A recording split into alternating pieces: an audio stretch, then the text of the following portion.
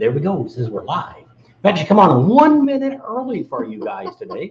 And we'll see who all comes on and see what kind of crowd we got. And we'll get it going. Looks like we already got a couple people jumped on. Merry Christmas. We're a minute early. I want to welcome everybody out to the Bob and Tam Show. For those that will watch it later.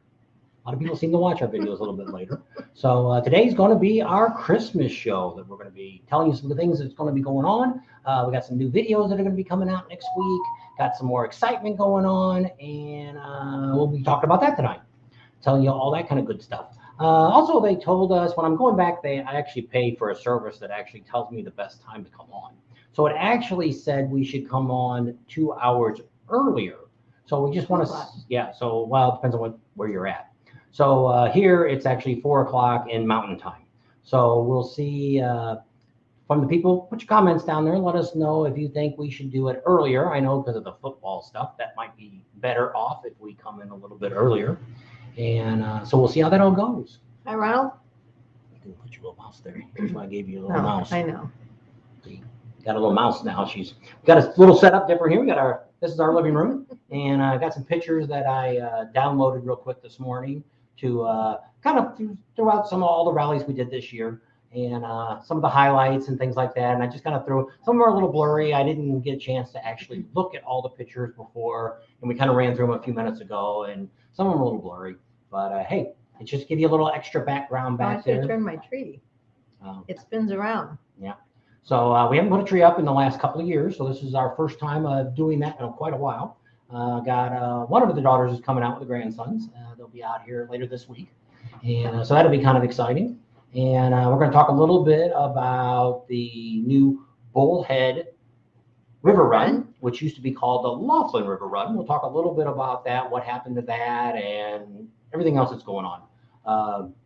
Should have Larry come on. But we're going to be doing an interview hopefully today's Sunday. Tomorrow or Tuesday morning, we're going to be going out to Vegas this week, maybe, or next week, probably after Christmas. Going to do some videos out there with the dealership. We're going to be meeting with them on Tuesday to discuss that and all kinds of other excitement on that. And you can talk. I need to make sure we get paid on this. I was looking up on the Facebook. So he was on Facebook. There's Steven. Merry Christmas, Steven. We'll see you down in Myrtle Beach. And there's Skippy Jones. We're doing well. We hope you're doing well too. And Marty, hi there, Oklahoma. Marty's in Oklahoma. And Kurt, hi Kurt. And Ray Jenkins, he's on there a lot. Did Bob decorate the tree? No, I did. Yep. If any of you would have been on Patreon for the $9, you would have got to see her decorate the tree really, really fast. It took her 3 days to do it, but we put it all in about a 10 minutes video. I was going to turn it around. It does turn around. But nobody watched it. So it's on there. Maybe if nothing else, maybe on Christmas Day, I'll post that. It's got some Christmas music on it. It's really quick and fast. And if that don't all make you dizzy, I turn the tree on. It goes around. So that way you can see all the ornaments. And my little balls right in the front.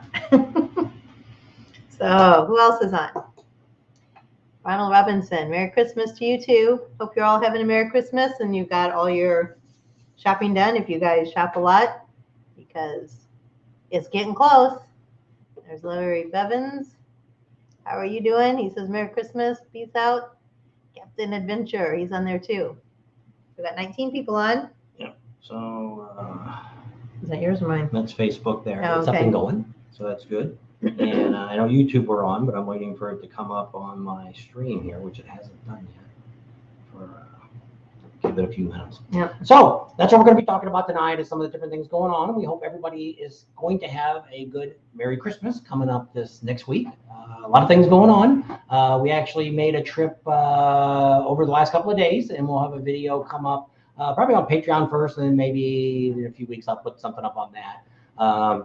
Just some different things that we did here. Went out and checked out. Got some other videos that we're going to be lining up here in the next few weeks to give you stuff to watch.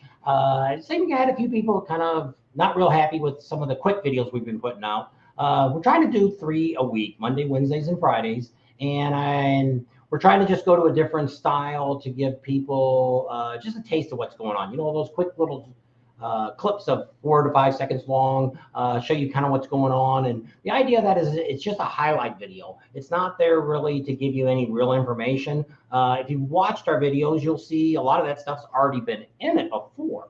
So this time we're trying to, try to stir the pot, try to get you guys to where you're thinking about rallies. I see a lot of people talking about Daytona. I think it's like 75 days away is Daytona already, and everybody's all excited. And so, that's why we're trying to put some of these videos out, these quick ones, to show people, some of the highlights that you would expect down in there. And also in Sturgis, Sturgis ain't that far away either. It will be a new year here in just a couple weeks, and we'll already be into 2022. And so, hey, anybody that's out here today, are you going to Sturgis? And do you have your place booked yet? And if you do, where are you staying at? We've done a couple surveys, and people are a variety of places. People are staying in hotels. Some are staying in B&B. Airbnb or Venmo. Oh, Richard gave us a super chat. Thank you, Richard. Pating to you. Thank you. A super sticker. Thank you. Yep. We appreciate that. And because every little bit helps us. Oh, there's a blurry picture of us. It didn't turn out too well, but I mean, it doesn't look too bad on the screen here. And so I think we were having a hurricane. Yeah. So it just wanted to put some pictures up there of some of the places that we traveled this year, rallies and things like that, to show you kind of. There's a truck from the Beaver Bar. They got their own truck. Depending on where it was at, I think that one's actually in Myrtle Beach, across the street from something. So they said, if I'm Santa Tam, who are you? The Grinch. I was going to say the Grinch or Scrooge, one of those two. I didn't have a Grinch suit to put on. I've been watching TikTok, and there's a Grinch guy that I guess he's in Orlando, and it's really, really good. If you get on TikTok or anything, or maybe you can go on, I don't know if there's any YouTube videos on it or not, but it's the Grinch, and the guy is a perfect character for him. He's got it down pat.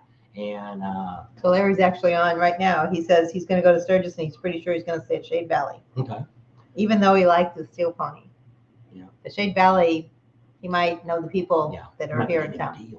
Maybe.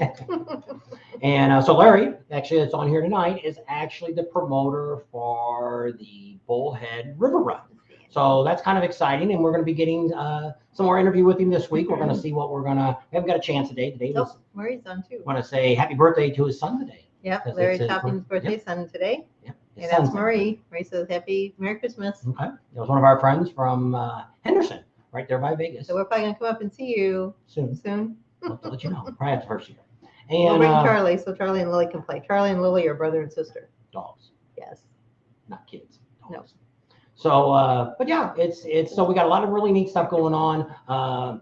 The Bullhead River Run. Well, it used to be. We'll go back a little bit. The Laughlin River Run's been going on for probably, I think they said about 38 years. The last 3 years there wasn't a Laughlin River Run. It was canceled because of the COVID. The last, I guess 2 years we didn't have it. And then last year they were going to go forward with it, but Nevada never opened up the state. So you couldn't have mass gatherings. So Larry ended up coming to the Bullhead City side, which is just across the river. And actually gas is a lot cheaper over here. And especially for you California people, we're at about $3.01 a gallon for regular, and diesel's $3.25 at Sam's. And so he brought it over here, and he did best he could. I think he had 8 weeks to put it together, and he did a really great job in 8 weeks. We were already down in Panama City at the rally down there, so we didn't get a chance to. But I mean, he put a lot of stuff on Facebook and posted pictures, and some other people did and stuff. So it was pretty neat, and he did really good. I think he estimated about 5,000 to 10,000 bikes that he had for his first, and that's not bad for something that really wasn't planned out. So this year he's been just like working, everywhere else. It was canceled and then really went on. So this year he's really been working hard. He's got some really good, got a lot of stuff. We've got, hopefully this week we'll be able to get into the Anderson Center. We got a big, giant, multi-million-dollar complex that Bullhead City built, which our tax money built to, it's for the high school to have a football field inside. It's hot out here. And so they also wanted to use it as like a convention center, and they have soccer tournaments there, and they have all kinds of stuff going on. We have a spring, what do they call that? A home and garden show we had in there. We went in there and seen it there. And so it's kind of neat that they've got, and so Larry got that. And so that's where he's going to have most of his big vendors. And hopefully this week when we meet with him, he said hopefully he'd have a list of a lot of the vendors that were going to be there. And so we're hoping people like, J&P Cycles might be coming in, and some of these other people. We haven't called Speeds up to see if they were going to come back. It's kind of tough because a lot of people may have already booked Panama City Beach and decided, hey, I don't know if I can cancel that and then turn around and come out here. But I mean, after Daytona, we've got about a month of doing nothing. Now, in our case, like I said, we've already booked everything for Panama City, so we're going to go ahead and do that. We're hoping Art, I don't think Art's on yet, that I haven't seen him yet. He comes on, and we're trying to get him out here to meet Larry, and for him to film as much as he can while he's here. And then he'll send me the chips, and then we'll edit it, and it'll be out in a week or so afterwards. But you won't be able to get the live stuff that we're putting out like we do now at other rallies. So then we're hoping next year the plan is going to be that we won't do Panama City Beach, and we'll come back and do the Bullhead City part. It's the Bullhead River Run, and That's do it, that. just Yeah. Bullhead. And we'll do that and be able to cover that. 'Cause I think it's gonna, we used to have now we haven't. Back in 2001, there was a shooting in Laughlin. Some of the clubs got together and shot a couple of them, and it was all club members that got injured and things like that. And it got way out of hand, and it went downhill from there. And we went to it about 17 years in a row. Well, we went right after the shooting All that there. happened. But just to let you know, there's a lot of other things that happen in Sturgis and Daytona and a lot of these other cities. But see, what ends up happening with these other cities is they know, like in Sturgis, something bad happens in Sturgis, They push it. you won't hear about it. They do a real good job of the police take care of the matter, whatever it is. The newspaper doesn't cover it, and the TV doesn't cover it. Why? Because it brings in a lot of money. They can't afford, most of these rallies can't afford a bad situation because it, just like here in Laughlin, it killed it. Now, also was the last vendor or the last promoter we had just sucked. He's the worst guy in the world, and Tell us how you really feel. he didn't really start planning the rally till January. These last couple of years that he had it. And it was just like, and we lost vendors. We used to have almost all the casinos here had vendors. Charlie. And so it was just really sad that guy he acted like he didn't really care. But what he was doing was he would book the hotels. He would get rooms slotted that where he made money off of them. So it was crazy. It was like to come here for 3 or 4 days, you had to pay like $600 for a motel room. So Larry says we're frozen, but I don't know. We're frozen where? Like the screen's frozen, but I don't know. On Facebook it's not, but I don't know about. Yeah, let me look at my YouTube here real quick and check, make sure we're still going here. And thanks, Skippy. He said Merry Christmas and Happy New Year. He loves us all. We love all you guys too. We really appreciate you guys watching us all the time. Larry says maybe it's just me. Might be. Looks like it's running. So we have really, really crappy internet out here. We're not big enough to be anybody, and we're not small enough to be nobody either. So it's like we have no big companies. We have a lot of independent places, and we've got Suddenlink out here that we use. And just here at the house, it costs me like, I don't know, $125 or $130 a month for the stupid internet, and half the time it works and half the time it don't. But I mean, that's it. Everybody else here has only got they promise you 10. Well, that's up to 10 megabits coming in. Then say you're going to get more 10. like you're getting 3 or 4. And then for upload, which is what we need here, we've got to have something decent to where Suddenlink, we have about 90 to 100 coming down, and then we get about anywhere from 10 to 20 going up. You only need really, if you got nothing else running, we can get away with about 5 going up. And I'm real close to just dumping this and just going with our hotspots that we use. Verizon phone, our visible phone, and our AT&T, and T-Mobile sucks out here anyway. We have T-Mobile. T-Mobile doesn't do very good where we're at here. But I mean, we don't have any big ones. We don't have Verizon. We don't have AT&T. We don't have anybody out here that really takes care of this. The city's trying to put some fiber in, but same thing. They're not guaranteeing you more than 10. Well, if you've got a handful of things going on, like we run the TV off the internet, we got the Alexa on the computer and all that. So it's everything we've got in the house is running off. All the cameras that are inside the house to protect it when we're not here, the alarm, everything is running off the internet. And then we're on the road, we use nothing but internet too. So pretty exciting. Our internet family. Yeah. So I made some homemade hot chocolate. It's really thick and it's really good. Bucky's. He's drinking his tea. It's almost like So real thin pudding. It's good. she's a chocolate nut. I And we're on a know. diet. I lost, I think, about 15 pounds. Good I for can't him. tell. Good job. I got in the size pants smaller. That's the first step. So we're hoping by the time we get back on the road, we'll be lean, mean, fighting machines. Go back to what we looked like when we first started. Go back and watch the old videos. We were a little skinnier back then. And I gained a little bit more weight. So hopefully we'll lose all that before the rallies all start up. And we're going to be heading out of here sometime in February. So we'll see how that all turns out. And as we get closer, we'll let you guys know what our plans are going to be and where we're going to be at. We're going to try to spend more time in Florida this year, earlier. Redfink, I don't think he's on yet, is he? I haven't seen him, no. And we're going to be staying with him for a few days. He's going to give us a grand tour of St. Augustine's. And if any of you have ever been to Daytona and you haven't been to St. Augustine's, you're missing it. You know, That's it's cool not place. really, I don't know if it's a party area, but I mean, it's really historic. Actually, St. Augustine's is the oldest city in the United States. Oh, Chris is on. Chris from a realtor. Oh. And got my lot surveyed this week. Oh, damn, I'm really happy. I know where my property lines are at. We're getting ready to build a building, which we thought was going to happen in February. Now it's not going to be We're till going to be here when it gets built. in August when we come back. They'll probably be moving along. But the guy next door bought the lot next to me, and he's out there grading it, and he didn't even buy the property yet. It wasn't And I'm like, who the hell is this guy? And so I call the realtor up, and I'm like, what are you doing over here on this lot? I said, it looks like you're on my property grade because my lot sits up higher. It's flat. And so he cut half the hill down. And I'm like, I think he's cutting onto my property. And he's like, well, let me call them and see what's going on. And they call back. He shouldn't be doing anything because it didn't close until that next Wednesday. So he stopped building or stopped doing whatever he's doing. But I mean, it takes a while here. Out here in Arizona, it's like Florida and a lot of other states. It's selling houses here are like hotcakes. They can't even build them. Right now, Chris would probably say it. If you got a house for sale right now, it will sell instantly here because it could be a year before they could break ground here to build you a new home. So if you want to get the heck out of our friendly town next door, California, which a lot of people over here are coming from California, but I mean, a lot of other states are doing that. New York, they're all running to Florida and Tennessee and Texas. We've seen that most of those states, their property has doubled in price. Yeah. You used to be able to go in Florida and you could get a nice house. Or Texas too. You get a nice house in Florida 3 or 4 years ago for around $200,000. Now it's bidding starts at $400,000 on those same homes. It's just crazy down there.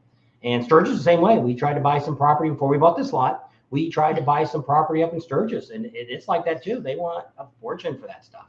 And so we're going to build a garage out here down the road, and that's in the county. Building a 50 by 60 steel building, and the plan is we want to build some bikes for veterans. We're going to go 2 different ways. We can get some of the dealerships to give us bikes, not new ones, older bikes, that will, if they're 14 or newer, we want to be able to give those to fix them all up with our vendors that we have. You know, we're one of the few people out here that nobody's paying us to endorse anything that we do. All the people that we talk about, like we're coming out, tomorrow's video is going to be the best luggage bag you can put on a tour pack. And we're going to show you the crap that, you might even have some of these bags that we bought over the years. We've been traveling 20, 25 years now, going to different rallies and stuff on the bike before she got all jacked up to where she can't ride long distance anymore. But I mean, we used to ride with Sturgis and things like that. We used to ride those rallies. Me and Art were going to ride to Daytona. And from here, well, at that time it was in California, from Daytona. And but of course you got to have enough time to get over there and get back. And so that's probably longer than. So in this case, the company that we bought the bag from is not paying us to talk about it. But you see a lot of these YouTuber guys out here, girls too, that are telling you about all these products and stuff like this, and you're getting paid. And that's like I always say, and I've caught it in the RV business. I've caught it with YouTubers. When we started watching YouTube, we watched for RVs.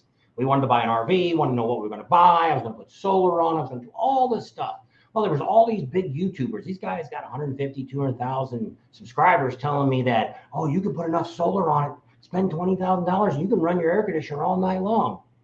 They lied. It doesn't happen. Luckily, I didn't spend the $20,000 thinking I was going to get that. And so there's a lot of people out here, it's like all over the world. there's people everywhere that tells you stuff. It's like, yeah, telling you stuff because they're making money or whatever they're doing. And so that's what we do. I know a lot of you like that we're honest and try to be true to we are what we are and who we are. What you see is what you get. Yeah. And people that have met us, they're like, "Wow, you're just like you are." Yeah, we're pretty much like we are. We good or bad. Yeah. Good or bad. We have it all. And so we're glad that a lot of you, our channel's been growing a little bit. We might be breaking 16,000 subscribers here pretty quick. We're only, I think, about 25 away from that. We drove the truck around this week. We drove the truck around a whole bunch of places. And it's got the name on the back. So I think a lot of people pick up there. But what happens is a lot of times if you're watching the channel, and you should tell people, anybody that wants to watch our channel, that you need to watch at least 3 minutes of a video before you hit that subscribe button. Because if you don't, and if you don't watch it right away later, YouTube will take you away from me. You'll still be a subscriber with me, but for my credit, I don't get it because they look at it as you're a bot. You're not really somebody. You're a machine that just clicks on people to subscribe. So, thanks, Robert. So that's one of the things that we, just let everybody know. And we learned that the hard way too, because I've had people that I just subscribed to in the years past and never watched their videos either. And so you got to watch it to get that credit, and then you've got to watch something at least every 6 months, or they'll pull it again after that. So this year hasn't been too bad, but we've been pretty stagnant around the $15,000 subscribers here, pretty much. Merry Christmas, Tony. Probably since Sturgis. I guess we haven't really done a whole lot since No, Sturgis. I think we broke 15,000 in Sturgis. Yeah, we've just been bouncing around, a couple hundred here, a couple hundred there. And for a couple of weeks, I got nothing. And kind of sad. I know a lot of you really liked that video, which really went viral. That video on Lakeland, Donnie Huffman. Well, it's actually Don Huffman. He's the senior. Donnie is the one that races. And we're hopefully going to get back with them. And there was a video that we put out, just a small spigot of that, beginning of the year when we were down there in Florida, and just didn't think anybody would be really interested in it. I mean, I like going there. I love history, and I love talking to people that have gotten experience on, been to rallies. Like there's some people here that's been 40, 50 years going to Sturgis. It's priceless for me to sit down and talk to them. And so we want to try to get, I'd love to bring that, and especially now with this video, you guys actually said, hey, we really like that. We like to hear, because those guys are going to be gone someday. And we're not going to have the stories that we had from those guys. And so we're trying to find more places like that we can sit down with people and get stories. But I mean, we've done some, like we did with Speeds Performance Plus. Their grandpa started their business. And I think we're in business for, 20-something years. Thanks, Larry. And so his dad had it, and now sons have it, and it's really neat that. But I mean, I didn't get much. He kind of told us a little bit of history about that. That video never really took off either. So I don't know. I was just really shocked this one did. And then the second part, nobody really watched. Now I did put a link to it now, where if you go to the end, you'll see the video. It recommends that video, and I got a couple hundred now watching that. But I mean, it's the second half. It's still 15 minutes long, and it actually shows a little bit of more of the race bikes and things like that. We never got to talk to Donnie, the racer. He was busy. They were getting ready. They were packing the trailer up. We watched the second half. They left right after we did, I think. They were packing the trailer up and getting ready to leave to the racetrack. So we're hoping this year when we get down there, we're going to get a hold of them, because if you go to Donnie Huffman's Facebook page, he's posted our video on his personal Facebook page. And but I mean, it was a really neat guy. I like that. And so, if you've got somebody like that, or there's another one we're getting ready to try to talk to in Sturgis, and hopefully he'll go on camera. He's somebody that started one of the big vendors, stores, one of the largest, and got all involved. He started another one, and then he retired, and his son started another business in the industry. So we're hoping that we get to sit down with him, and he'll tell us, and he's been going to Sturgis for like 50 years too. And I'm hoping we'll have a little bit of time in Sturgis that he'll come and sit down with us and spend maybe an hour with us talking. We had Rod from the Buffalo Chip. That didn't do quite as good, but I mean, it got about 1,800 views. Pretty good. It was a history of the Buffalo Chip. And what about Rod? Who the heck is Rod? You might be thinking, well, if you go back and watch the video about the Buffalo Chip, you'll see that Rod is the guy that owns the place. and he talks a little bit about history, about when he was a kid and went to college and what made him do what he did. And what led up to the buffalo chip. Yeah, to me, that's pretty exciting because you look at that now, that's probably a multi-million-dollar operation going on there. I don't know how much money they make on the during the rally, but I mean, probably a pretty good penny. I mean, they spend a lot of money too. They do. But I mean, all those campgrounds out there, it's a lot of money spent out there to bring in what comes in. But I mean, to me, and it is the largest rally in the world. Nothing brings in the people that one does. The volume of money. Heck, I think I seen something a while back that Rapid City, which isn't really part of the rally, the Harley dealers out there, but that's about it. And I mean, they took in like, I don't know, 7 days or something, or 12 days. They took in like, I don't know, $4 or $5 million in taxes. And so, yeah, there's a lot of money being spent out there during that time. And so Nicole says, Merry Christmas, and Merry Christmas to you. And I can't remember her husband's name right off. Merry Christmas to you guys. Big Johnson's wants to know if anybody's heard from Eli. There was a typhoon that hit the Philippines. Mixie Philly. When I watched his video the other day, it was where he was at was where it was supposed to hit, but where he was going to, it wasn't going to be there. I didn't watch the whole video, but I seen that he said, hey, I got out of there in time and all this. So I'm assuming, I don't know, maybe it only hit a certain side of it. I don't. The chip video. Oh, it was a great video. I was thinking, you said chip, and I was thinking CHP. I don't know. Mexi Philly's been putting out a lot of, he's over in, that's Angie. Hi. She's Mexi Philly is actually a YouTuber too. His wife actually sells the bandanas, Maria's bandanas at the rallies. And he goes to all the big rallies. And your cousin Bill's on. Oh, okay. He also puts a camera up a lot of times in front of his booth, and he shoots a lot of video just showing people walking by and stuff like that. So a little different, but he wanted to go over. His wife is actually from the Philippines. That's why they call it Mexi Philly. And so they wanted to go back over there and film all that. And so they're over there for a few weeks, and then they'll be back. And but he's trying to get his channel to grow. Somebody told him that if he went over there, that he could become 100,000 subscribers. 1 million. He said that he's known people that's gone down there, and I guess over there. Yeah, over there, wherever they're at. I don't know where Philippines are. I think they're down. I don't know. Anyway, he's heard that they grow really, really fast. And he's gained a few. But Mitch and Diane are on too. Hey, Mitch and Diane, hope you guys are doing good, and you have a very Merry Christmas. So but yeah, one of the things we were talking about is if you guys I paid for a service that actually helps with naming titles and tells me the best time to post things and all that kind of good stuff. Well, they actually said Sunday now is actually, I should be on 2 hours earlier. So if you guys think that would be good, let me know. We don't have a problem. We're not doing, actually we're working on a video, tomorrow's video. We just got done working on, I'm editing it now. And that should be up for tomorrow afternoon. And so it's all about luggage. The best luggage in the world to buy if you have a bike that has a tour pack on the back. As long as it's got a luggage rack on it, best bag in the world. And we're going to show you a whole bunch that we bought over the last 20 years and what we had problems with, and probably the same problems you had if you do any touring with a touring bike. So I want to know what Sam's bringing us this year. Just health and happiness and all this craziness to go away. That's all I want. And it's which it is. It's all getting too commercialized. And I went to church this morning, and that's kind of what the sermon was about today, is all about that. And one of the things that they brought up that I was kind of, hopefully there's not a bunch of kids watching. And but if you get them out of the room, this is a warning. No kid alert, no kid alert.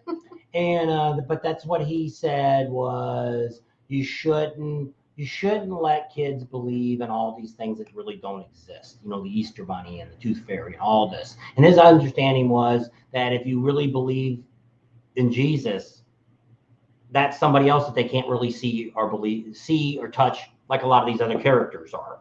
So when they find out all the other characters are you lied to them. Is Jesus really fictional too? That's right. So, which our kids grew up believing in Santa Claus and all that stuff too, and so I don't know, but I understand where he was coming from. But I mean, it's tough to tell a little kid that there is no Santa Claus. But I mean, you should be celebrating Christmas. The real meaning of Christmas. Yeah. Where we don't want to be, everything's got to be political correct today.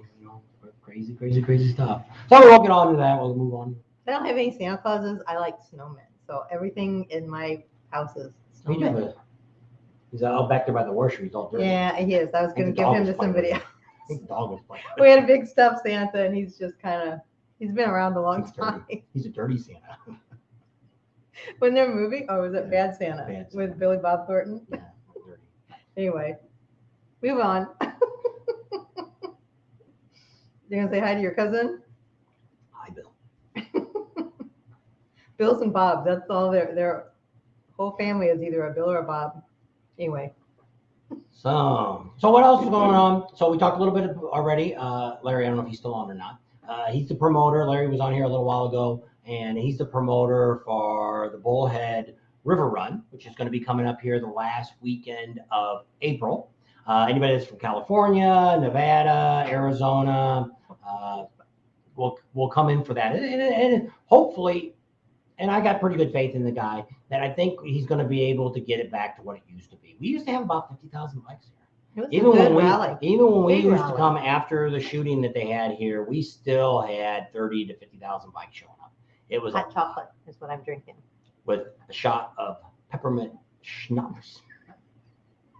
You can't say peppermint schnapps. I think it's all twisted up. Hey, Buck. There's Buck. He's on there.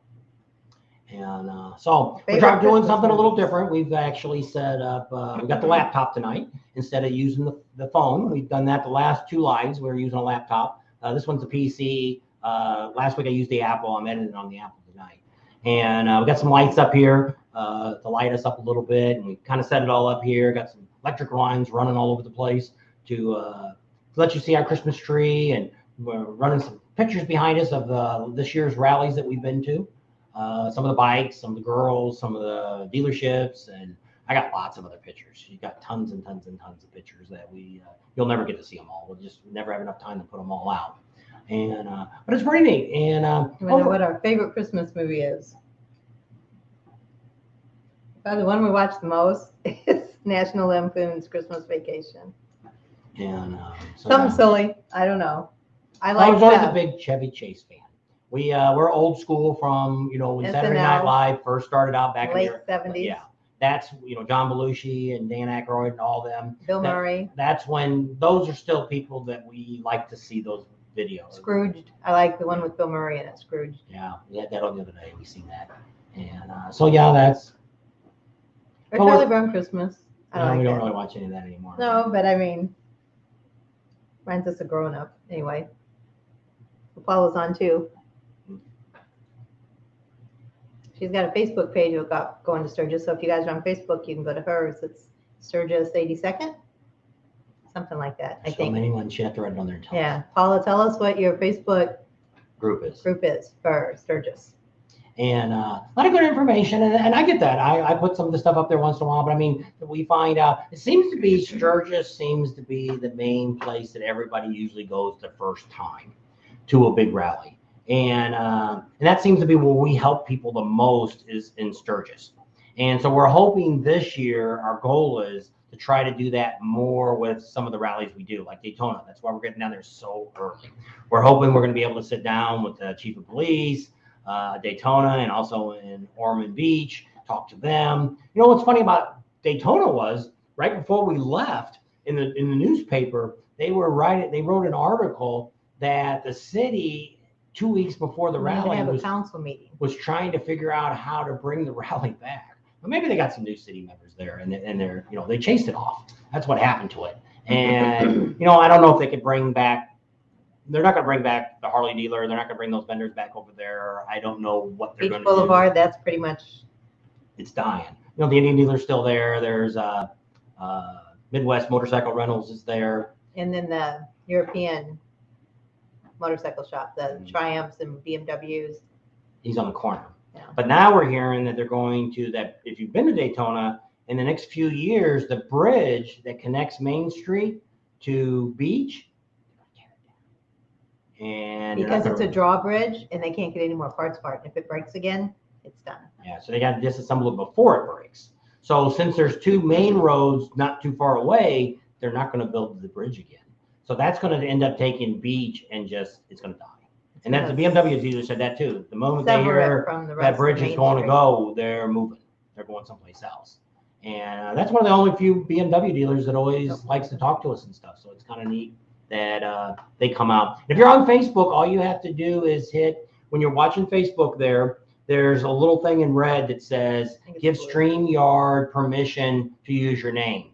And what it is because StreamYard is going on to Facebook and pulling it and using video. So they can't use your name without permission. They're not going to sell your name. They're not doing anything to it. Just like people here on YouTube. Nobody's selling their names being on here. But at least we know who you are that are writing comments. If you hit that, click on that.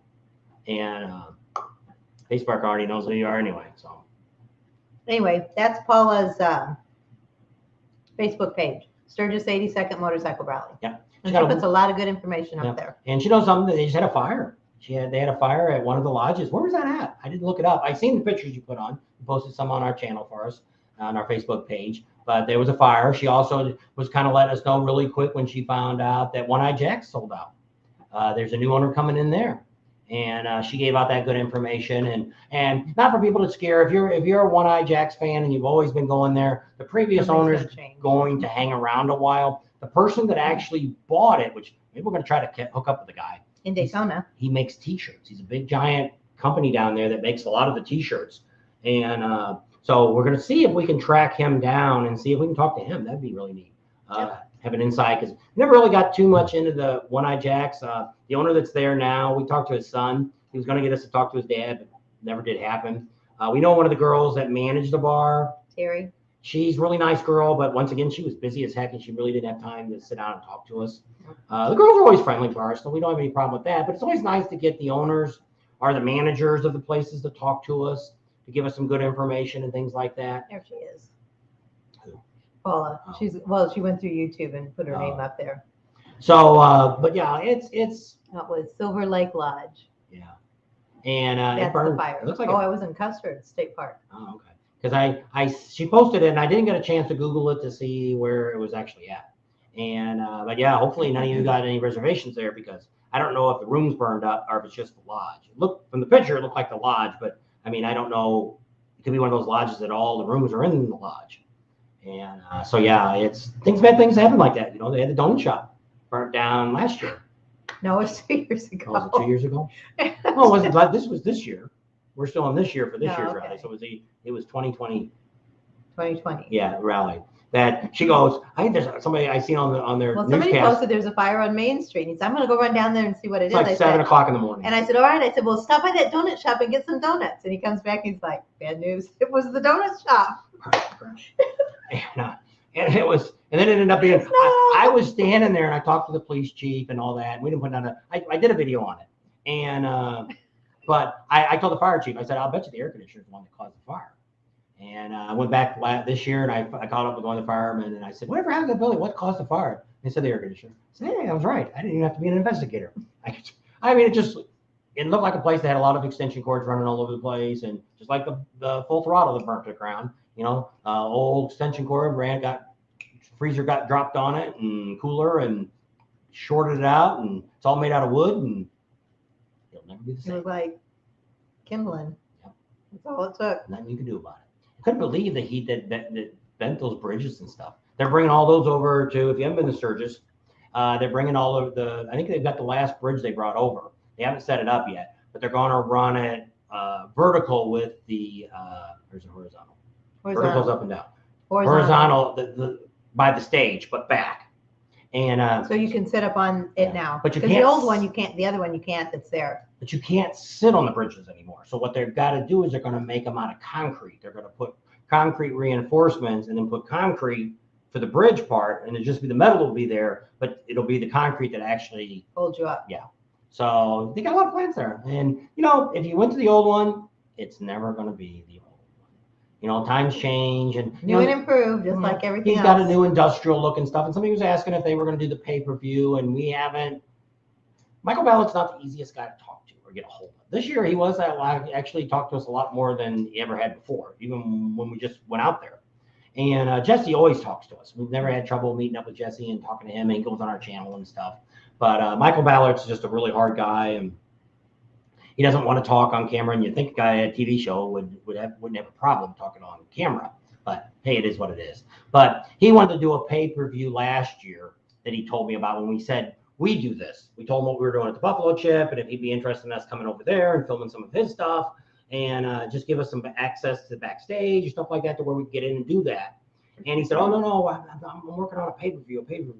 Well, the problem with a pay-per-view, the Buffalo Chip did it. You can film a concert or you can film the lingerie wrestling, stuff where you can mount cameras and not move them around.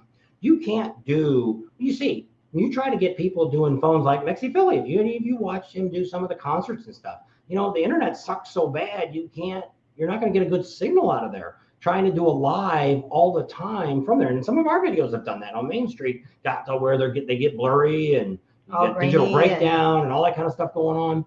And so I don't know how Michael Ballard will do this. I don't think the Buffalo Chip did as well as they did. We haven't had a chance to really ask if they're thinking about doing it again next year. They were only charging like $1.99. You could pay a month and you could see the videos and stuff. But I don't know.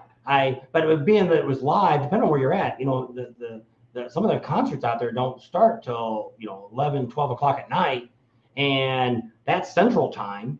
So if you're on the East Coast, you're looking at this is just 1 hour later. So you're looking at 1 o'clock in the morning, 12 or 1 watching a concert, and then staying up after that.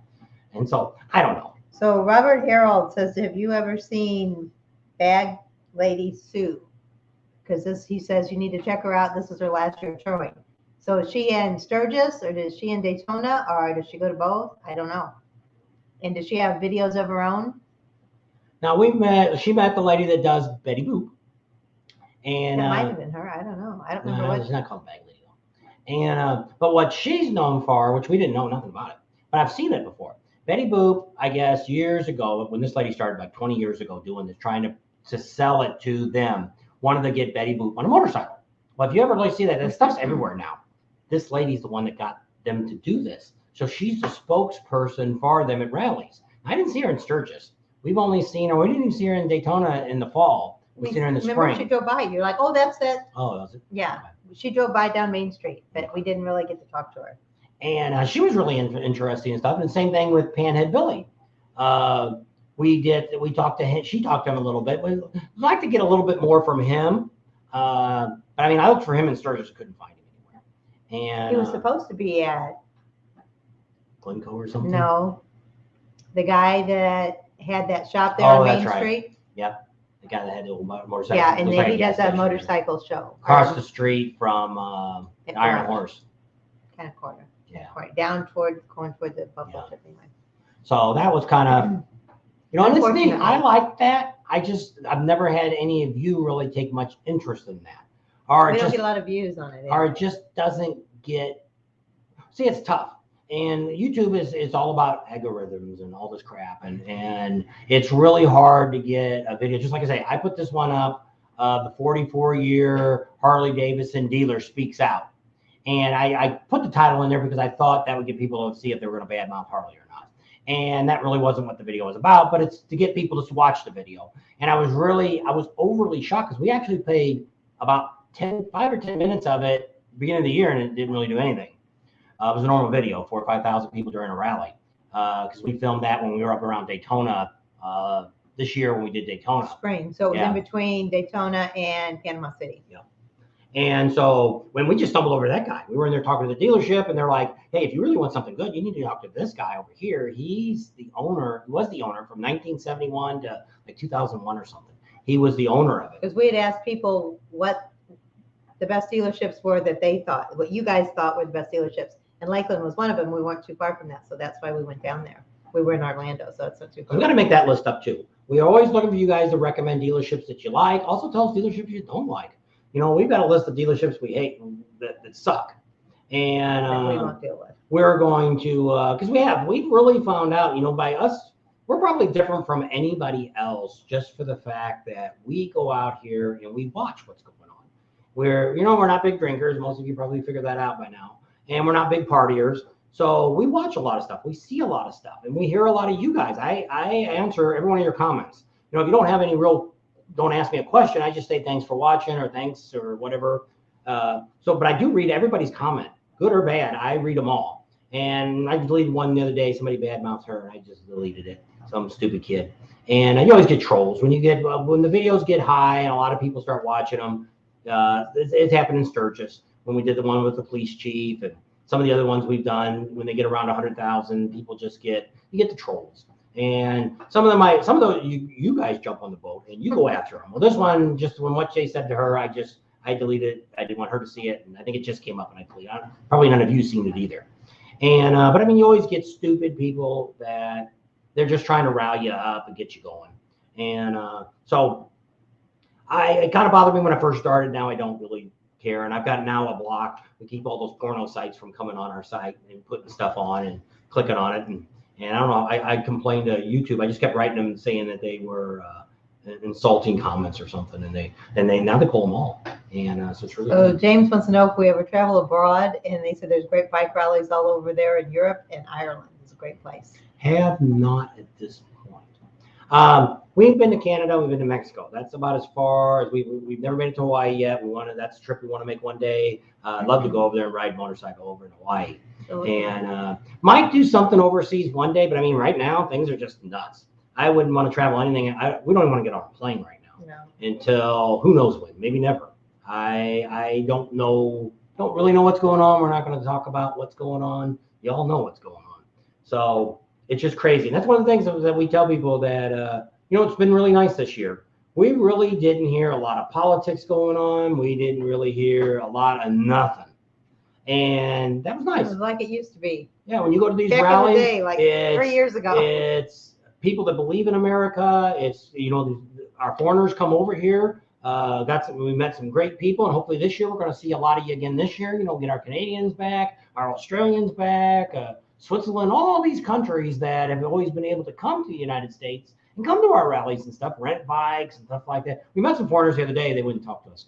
We were stopped at a gas station, and there was two guys on. It was a girl and a guy. It was pouring down rain, and so I could tell by looking at them, I didn't think they were from America. That's what I said. I said, not a very good day to ride bikes, and they both just looked at me, and I'm like, they had no idea what you said. They must not speak English, they rented, or they were very unsociable. One of the two. I don't know what. No comprende. So, but I mean, that's fine, because I've seen a lot of that. When we lived in California, you've seen a lot of the tourists came over here, and they take them out on those long rides, and you'll see like 10 or 15 bikes, and they'll have a truck chase them, and they'll have a lead guide, and they set everything all up for them. It's not a big deal. There's a couple of them around here that I've seen. There's one right now that I've seen on Facebook or something that will take you to Sturgis. And I think they're going to go up the coast of California, through Oregon, through Washington, and then end up in Sturgis. And which I don't know if you're getting a bike or if you're riding your own. I don't know. I didn't click on it. I'm not interested in that. I'm not a good group rider. He doesn't play well with others. I like to lead, or I like to be the tail. Other than that, I don't want nothing to do with it, because there's too many people that don't know how to ride bikes. And not saying any of you are, but there's, it's good. I learned a lot. We rode with friends and stuff for years. Until we moved to California, I never belonged to a hug group. And that really taught me a lot of stuff about etiquette of riding a bike in a crowd or in a group. We were up in LA one time, and they had the Love Ride. And it's supposed to be it was the first time that I think we rode in a big group that wasn't a Harley group. And it was fine going through town. We got on the highway. Did it have police escort? You hit the highway. Town. And then it was a free-for-all. There was bikes. And in California, the lanes could be 10 lanes across. And there was bikes in every lane, doing anything from 25 up to 120 miles an hour.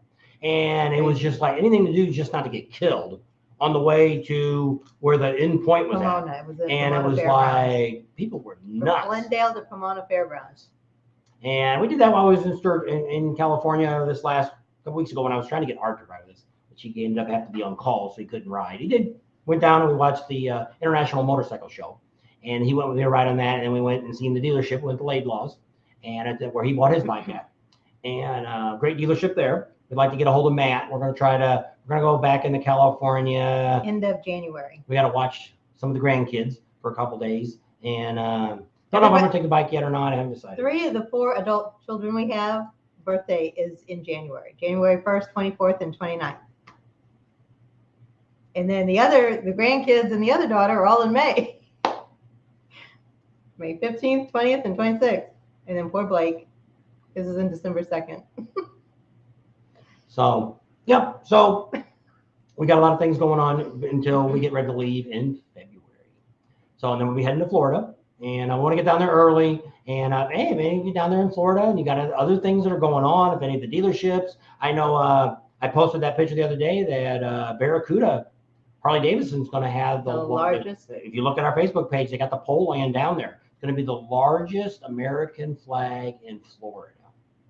Probably can't get to say the U.S. because Buffalo Chip. Buffalo Chip's got big flag. Yeah. That thing's so big that I don't know. Somebody donated it to him. That used to go to Sturgis all the time, bought him this flag. And he's probably spent $1 million keeping it together. That it always gets torn up at every. It did Well, it this they year. thought they had it figured out. They've got this elaborate system to hoist it up, and it was like It was supposed to move. Pulleys and chains and all kinds of stuff. And I got to the second day, it ripped again, and then they took it down, and then a day or two before it was over, they got it up again. They got it fixed. But I mean, it probably weighs. Couldn't even tell you.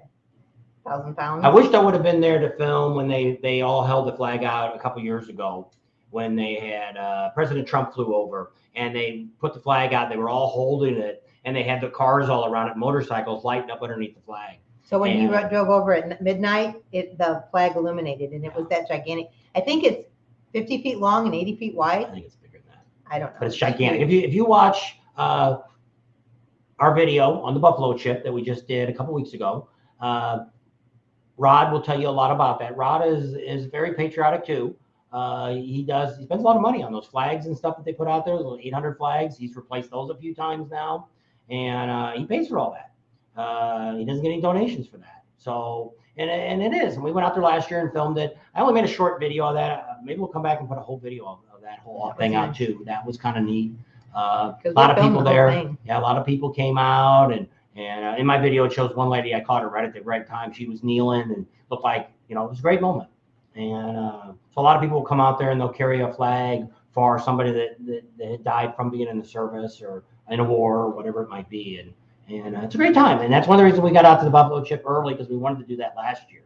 And 2 years ago, they did it on the 4th of July. That's when they did it the weekend, I think, before the day. I don't know. It was when Trump flew over, whatever day it was. It had to be the 4th of July weekend, because it would have had it probably was on the 4th of July. Yeah. So they probably had it on the ground for him when he flew over, so he could see it, and then they must have put it up the next day. And so yeah, it's. I think it was the 12th this year they put it up. July 12th. Might have been. I don't remember. You watch our videos. Tell you all about it. And but it's pretty neat out there, and we're pretty excited about getting ready for that too. And this year we're going to cut back on some of the rallies. Not saying anything bad about any of the rallies, but we're just trying to get to where we can give you better coverage on the rallies we do cover.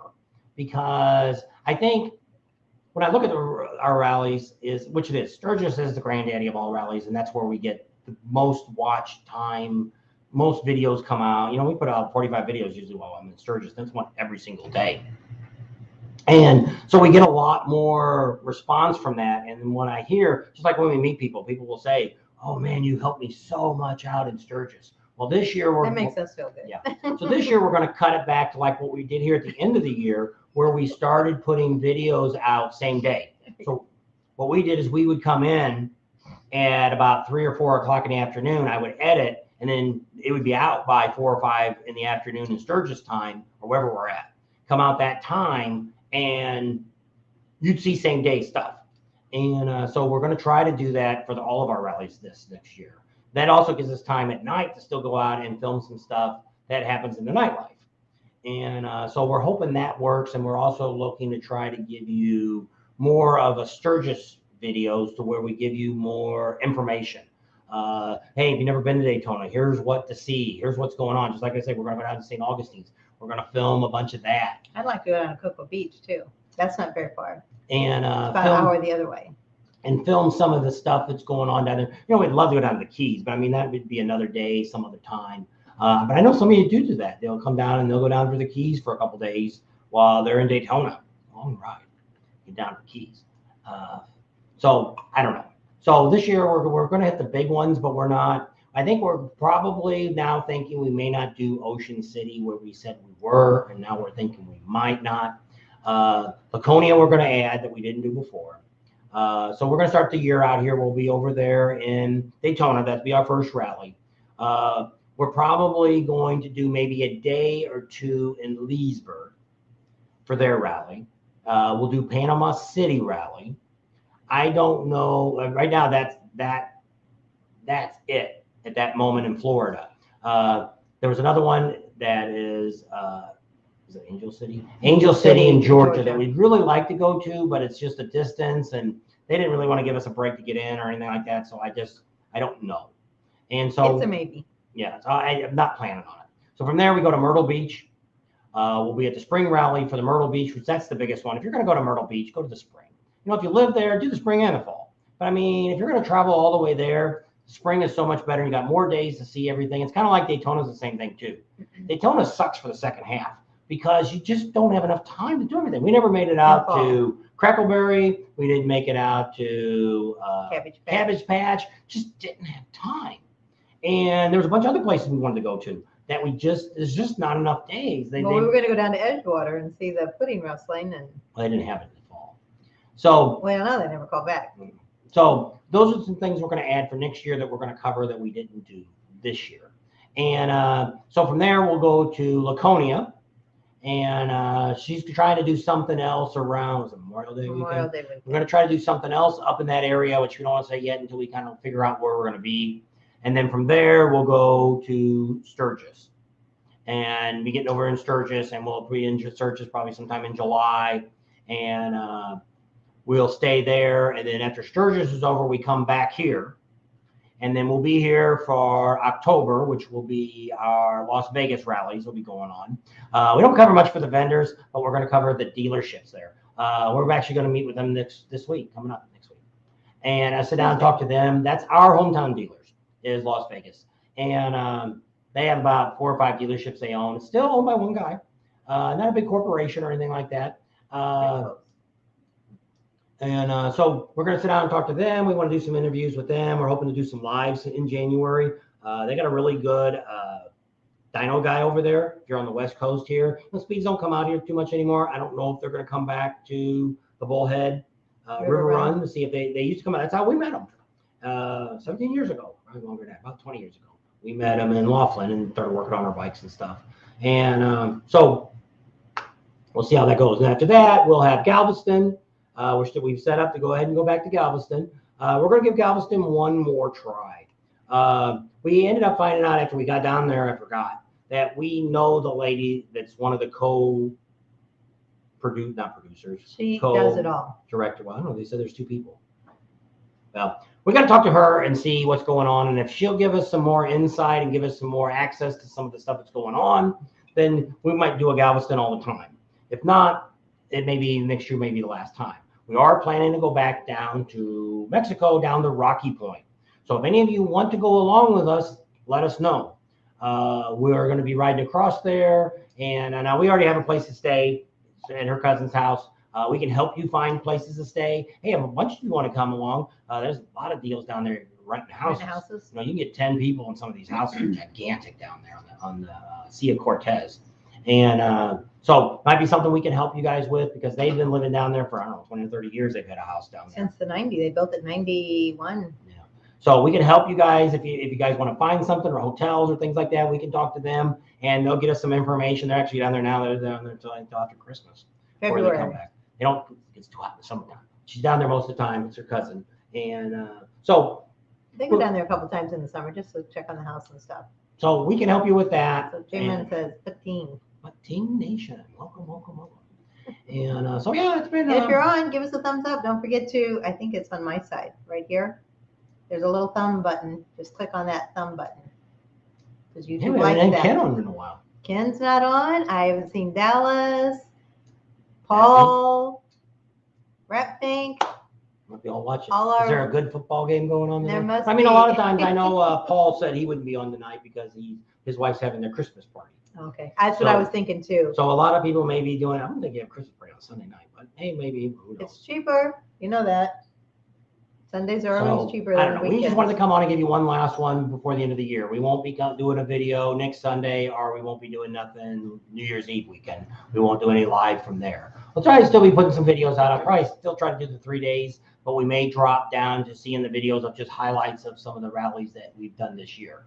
Probably, maybe most of them. We're going to try to still catch up with Larry on Wednesdays. We're trying to squeeze him in this week. We're going to probably have to start doing stuff earlier for him to get it done on Wednesday because it's just not enough time going on. And I know he's busy too. He is. He's got a business and he's trying to put this together and he does the tattoo thing. So he's got 3 things on his plate right now, full time, all the time. So yes, Stephen, we do have reservations at the state park for Myrtle Beach. Yep. We're all set up there. Same place we were last year when we first got there. Not after we bounced around 3 times. That's really not a bad thing. If you're looking for a place to stay and if you got an RV, we can tell you some of the places that we're staying at. Just send us an email. Pretty much other than Daytona, which we've got 2 private properties now that have offered us to stay on. One we stayed on in the fall, and that makes a big difference because Daytona's not cheap. It's where we were staying this year, if we would have stayed in the same campground, it was about $1,250 for the length of the rally, and that's not cheap. And I don't make that much during a rally, and so not in Daytona. No. And Panama City's a little bit better. The place we stay there is about $500 for the whole time, so that's not too awful bad. We haven't been able to find anybody to put us up in Panama City yet. See there's no campgrounds that have anything to do with the rally, so that kind of makes it bad. And we don't have anybody that said, "Hey, you can park outside of our house" or anything, which we're always looking for. Like I said, we found the one guy. We found him in Daytona. Yep. He's like, "Hey, I got this big old 5-acre lot, and I got a barn and stuff on it. You guys can pull up next to it, plug in, and put your bike inside the garage in the barn and all that stuff." And so and then we had the other one that was on a city lot that we had. So Bill said he's just tuning in. Start over. Start over who? Bill who? Bill Blackburn. He said he just tuned in. Start over. You have to put it on replay. They say most people only watch about 6 minutes of us, and then they click out. Oh, somebody's making a gingerbread house. That's cool. I've always wanted to do that. I've never done it. Larry's doing that. He's just chilling with the family. We got to figure out what time we're gonna meet. Is it tomorrow? Yeah, hopefully. So there's a lot of neat stuff going on, and that's what kind of sucks. That's why I've got hopes for Larry here at the Bullhead River Run, because rallies here on the West Coast suck. And he's very persistent.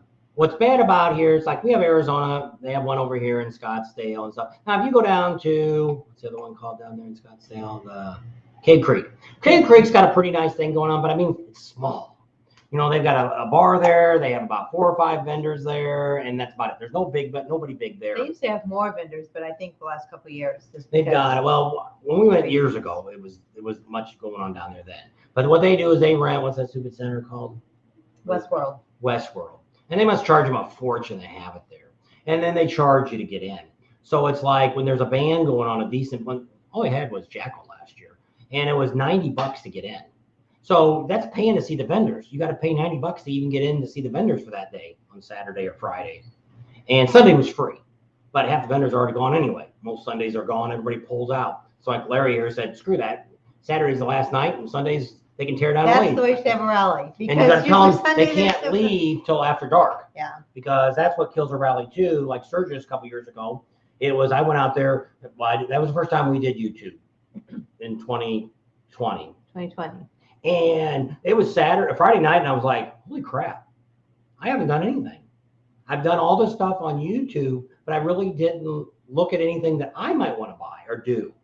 And because that's the difference. When we're out filming, we're looking at filming, not looking at what people are selling.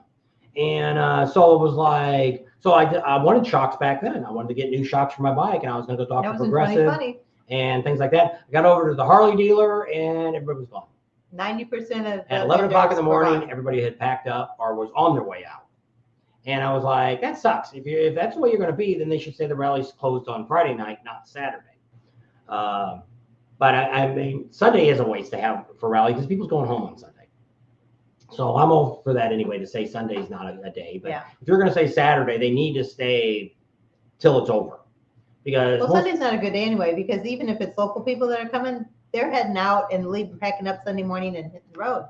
So yeah, Sunday's not a good day to say. I don't know. It was like that here in Laughlin. It used to say Sunday through Sunday. It was Wednesday through Sunday. And Sunday you go over there and that's when you got the good deals on t-shirts because everybody else was gone. Yeah. Well, so by the time it started getting, but Saturday, which is most of these vendors do, they start looking at Saturday and things start slowing down and they're like, we're just packing up and going out. And why stand around and not, they're paying people to stand to work. And why not just start cleaning up? And if somebody comes in, great. If they don't, we'll be on the road. But I mean, Rick Rack down there was Galveston. He might still be down there working. It was over. It was supposed to be over like at 3 o'clock or something. And it was like 4 or 5. They were cleaning the streets up already. And they were still working on bikes and fixing stuff and not selling stuff. They weren't fixing anything. Well, they were putting some stuff on bikes. Not much, but yeah, it was still packed in there. They were probably the busiest vendor that was in Galveston. And most everybody else did all right. But I mean, all these rallies are different. And it's the same thing with Sturgis. Sturgis is the big moneymaker. And of course, it costs them the most to come to Sturgis for the vendors to get there for the license and the permits and the rent the spots and all that stuff. It's a lot of money. So in Daytona, see, if you're part of J&P Cycles through their store, you actually get to be on their part of the lot there for free. And but all your products being sold through the store. Right. So, but I mean, you're still selling your stuff. So, but I mean, now if you're that high dollar. If you're at the Rossmeyers, that's a different story. You're paying money to be on their property, which a lot of the other, if you're at Beaver Bar or if you're at wherever you're at. And so it's, I don't know. But, I know the weather's going to be crazy. They said Southern Colorado is supposed to be nice next week. He's going to have to get out the bike and ride it. We're going to have a video on that. I just got my parts. It's a gigantic box. I don't know if he told you what happened to his bike. I don't know exactly what happened. No, I did not tell him. Okay, then I guess it's a surprise. And I didn't do it. But anyway, it's a major part of his bike. He's got to fix from coming home from California, I guess. That was our last. Yeah. Was it California? Yeah, I guess. Yeah, because I wrote it. Yeah. I can't write it now. Yeah, it's undrivable right now. So you're going to get a preview. Well, actually, if you are on Patreon, which I only got 2 guys watching Patreon movies. Try dog. 2 guys that watch Patreon. I got a lot of people on Patreon, but I'm assuming they just want to give us money. And which is great too. Thank you. We appreciate all of you. Yeah, Sean, I saw your picture of you and the boys and your husband on Facebook just right before we started. You got 2 boxes? Yeah.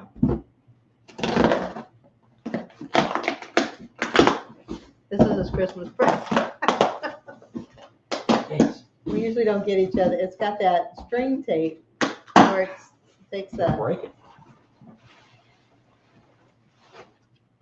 Well, that's part of it. That's the part I thought you could have reused. What is this? Before I open up any more. That's the cover that goes... Tell me what this is. It's clean because the other one's not clean. Broke. I didn't think the other one was broken. It broke the screws off the back where it pops in at. It broke them off. I don't know where we were. Anybody guessing? No, I don't know. I'm not watching. No, I guess not. They said they had 100-mile-an-hour winds last Wednesday. It was horrible. I know. The weather's been crazy. Somebody said a battery cover. Nope.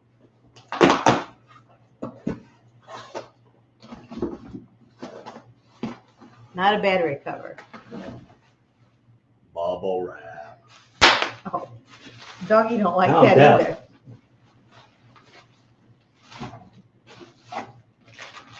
Isn't that what it poked a hole in? Or it broke that? Broke this. Now what is this? That's what broke. We're gonna have a video. We'll have to see if I have time next week to fix it. I'll fix it myself. I'll tell you in a minute what it is. Ain't nobody guesses it. Flux capacitor. How'd you know? Somebody else. We're going to time travel.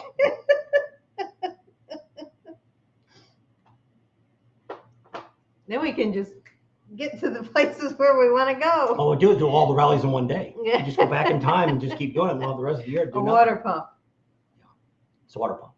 So there's my question. If you've got a touring bike, I think it was Starter. 2012. It's when they came out with the Rushmore motors. They put the cooling heads on it. I got it on the 110 on my 2014. They had a lot of trouble with the water pumps. So that's going to be my question when I do my video. If you had trouble with a water pump on that bike, this is a completely new design. They used to have the thermostat and the water pump were two separate things that were all put together. This one, the thermostat's built into it. But you got to take all the fairings off. I watched another guy's video, and I'm not going to show you.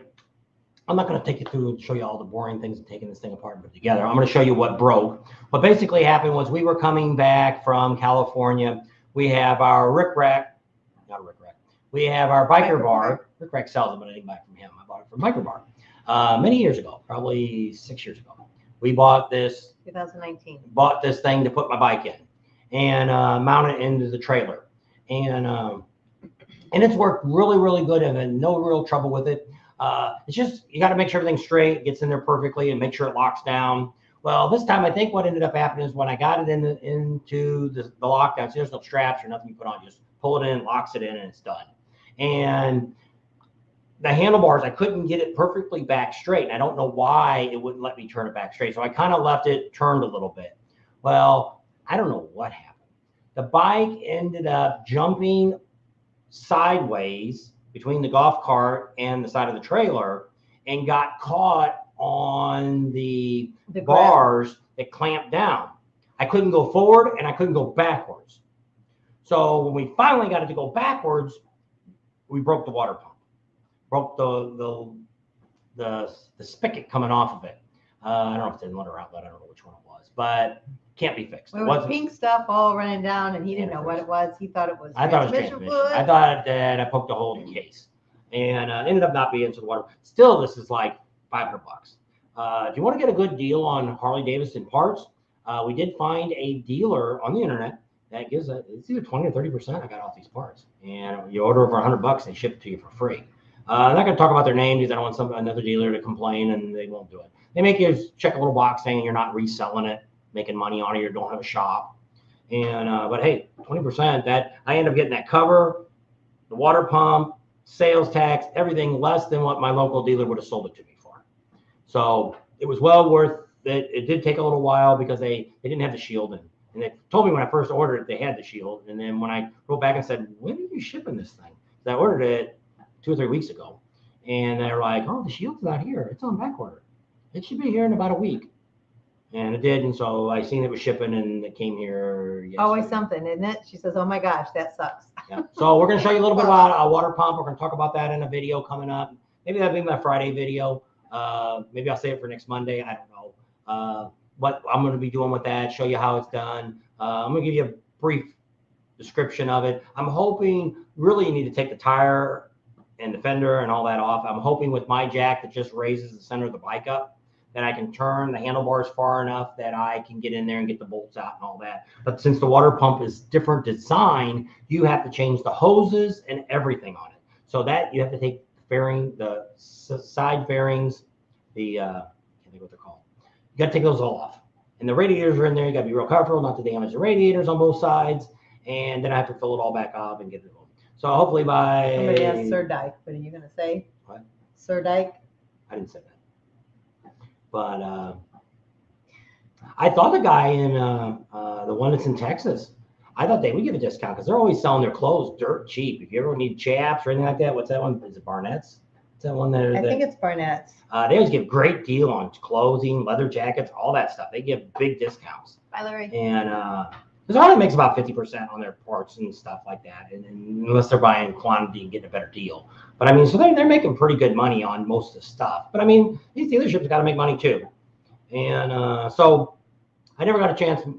Our general manager here wasn't around. I was going to see if he'd match the price, but he wasn't there to match it. So I just figured I ordered it from them, and I got it, and no problems, no complaints. Hopefully it's the right part. I can't compare it because the new one, I don't know what the new one, I don't know what the old one looked. Well, I know what the old one looked. Barnett's in El Paso. That's it. Yeah. That's the See, one. I thought that's who would give me a better price, but I went on their price. They wanted regular price, full price for it. They were going to charge me shipping. So it's like, screw that. So I looked around and see what I could find, and I found that dealership, and I thought, let me see what they do. And I got on there, and I talked to them on their chat line, and they were really nice about that, and answered my questions that I needed, make sure I got what I needed. And I wasn't sure if the cover had to be replaced or not, but on my cover, it ended up coming off. This thing just snaps on. It's not even held on with screws. Well, it's got these little, I don't know if you call them tips or whatever they are, but they got a little, like a clip on it. Must be, I don't know if it's plastic, it goes into rubber, it snaps it in. It's probably kind of like the side covers on the side of your bike where they used to have the battery at. Now it's under the seat. You used to pop those covers off and got their battery. Used to have a Honda. I don't know if Harley's always been under the seats. I don't know. So. And on an hour and 15 minutes. So that's our project. So I also did. I on. put new brakes on the back of the bike. Did that last week, and I did. Oh, what's the other thing I did to the bike? Did something else too. Did 2 things last week. Hi, Dave. Here's the brakes on the bike. Oh, I put I put new speakers in. Oh yeah, speakers. The little thing on the side. Yeah. The speakers. Well, what ended up happening is I had one of my speakers thumping, and I got the stage 1 or stage 2. I don't know what the hell it is. Came with cheap and Harley don't mix. It says cheap and Harley don't mix. And somebody was on the video the other day talking about that too. How to get a good deal on a bike. I can tell you how to get a good deal on a bike. If you go back and watch our video about how to buy an RV, you can do the exact same thing when you buy a motorcycle. So the problem is we got screwed twice on a motorcycle, and it's because I didn't do my homework like I normally do. So normally what I do is if you're interested in buying a new motorcycle, like let's say tomorrow you want to go out and buy, I don't know if the 2022s are out or not. We're going to talk tomorrow at the dealer, Tuesday, the dealer, and see when they're coming out and all that. But I mean, let's say the 2022 is already out, and you want to get a new CVO, and it's, who knows what it is, probably $50,000 by now. It was 45 or 46 last year. I think it's $50,000. Okay, well, the first thing you do is you get on eBay and you see what dealers are selling them for. A lot of dealers put stuff on eBay. You can also go on to Cycle Trader and a lot of these other sites like this, and you can see dealers that are trying to sell stuff, and you'll find out what the best price is. Okay, well, then the second thing you do is you go on to Harley-Davidson's site and you look at the manufacturer's retail price. You want to start there. Screw these dealers that are up in the price. And we talk about that on some of them. And there's some out here that do it. We have one dealer over in California charges you a $10,000 privilege fee to buy the stupid bike from them. Screw you, dude. I ain't buying nothing from you. And we got screwed by that guy.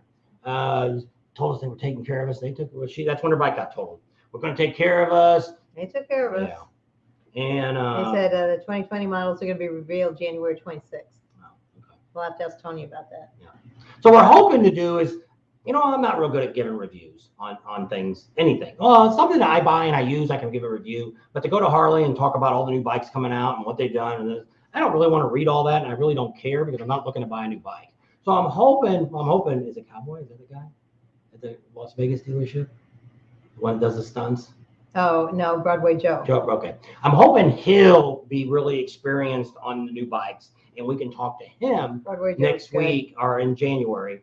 And go over there, and he'll do it. He's a great talker, and he's. I know. Stunts. I was thinking when they said they gave him to us, they said, "Oh, the manager couldn't do it or something." They said, "We're going to send Broadway Joe out there," and this guy comes out, and I'm thinking, "Oh, this is going to be great." It was really good. And all of a sudden, he's like, "Are you ready?"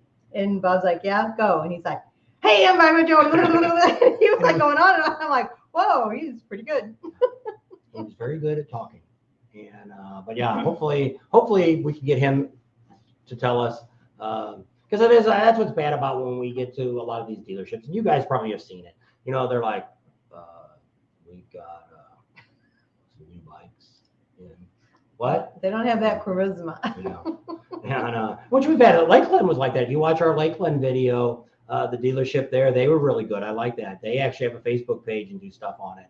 And they were. Bart's Barracuda did too. They've got a guy, his name's Tank. Go on Facebook, look up Bart's, is it Barracuda up north? Yeah, Barracuda, and look for Tanks. They do these commercials. They did a thing like trying to buy a bike, and it was A Few Good Men, Oh yeah. It was, oh my gosh, it's great. What they do is they take the scene and then they got him in the part, and it is they spend a lot of time. Yeah, they doing do, it. but it's really good. It's very entertaining.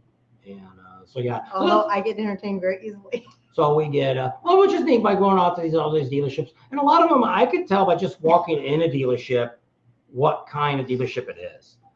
We've been to enough of these now to see the good ones stand out and the bad ones don't stand out. And some of them got some junk for used bikes. They look like they got them at an auction that was, maybe they were flooded or whatever. I don't know where they came from. But there's one of the dealers we stop at where we're not real big on anymore that we're probably not even going to talk to them anymore about anything, just because it's I don't get a good feeling. Now, we also had a few of you complain about them. And somebody the other day said that they like that dealership. But I mean, everybody has different experience with different people. Sometimes you buy a bike, you never go back. And then I've had some people tell me up north, up in the eastern states, that sometimes you can go to one dealer and get a really good deal on the bike, but then you have to go to a different dealer to get good service. And that sucks, because you really want to go to a dealer that takes care of you all around. But I mean, we've had that too. Some of the ones we had in California, I took my bike in there, had an oil change and all that stuff on it. And about a week or two later, my brakes start grinding.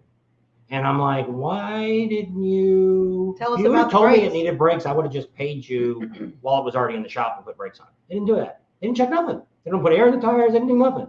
And it's like, I was in the automotive business. And so he tried to tell him, you've got a bike sitting there on your rack.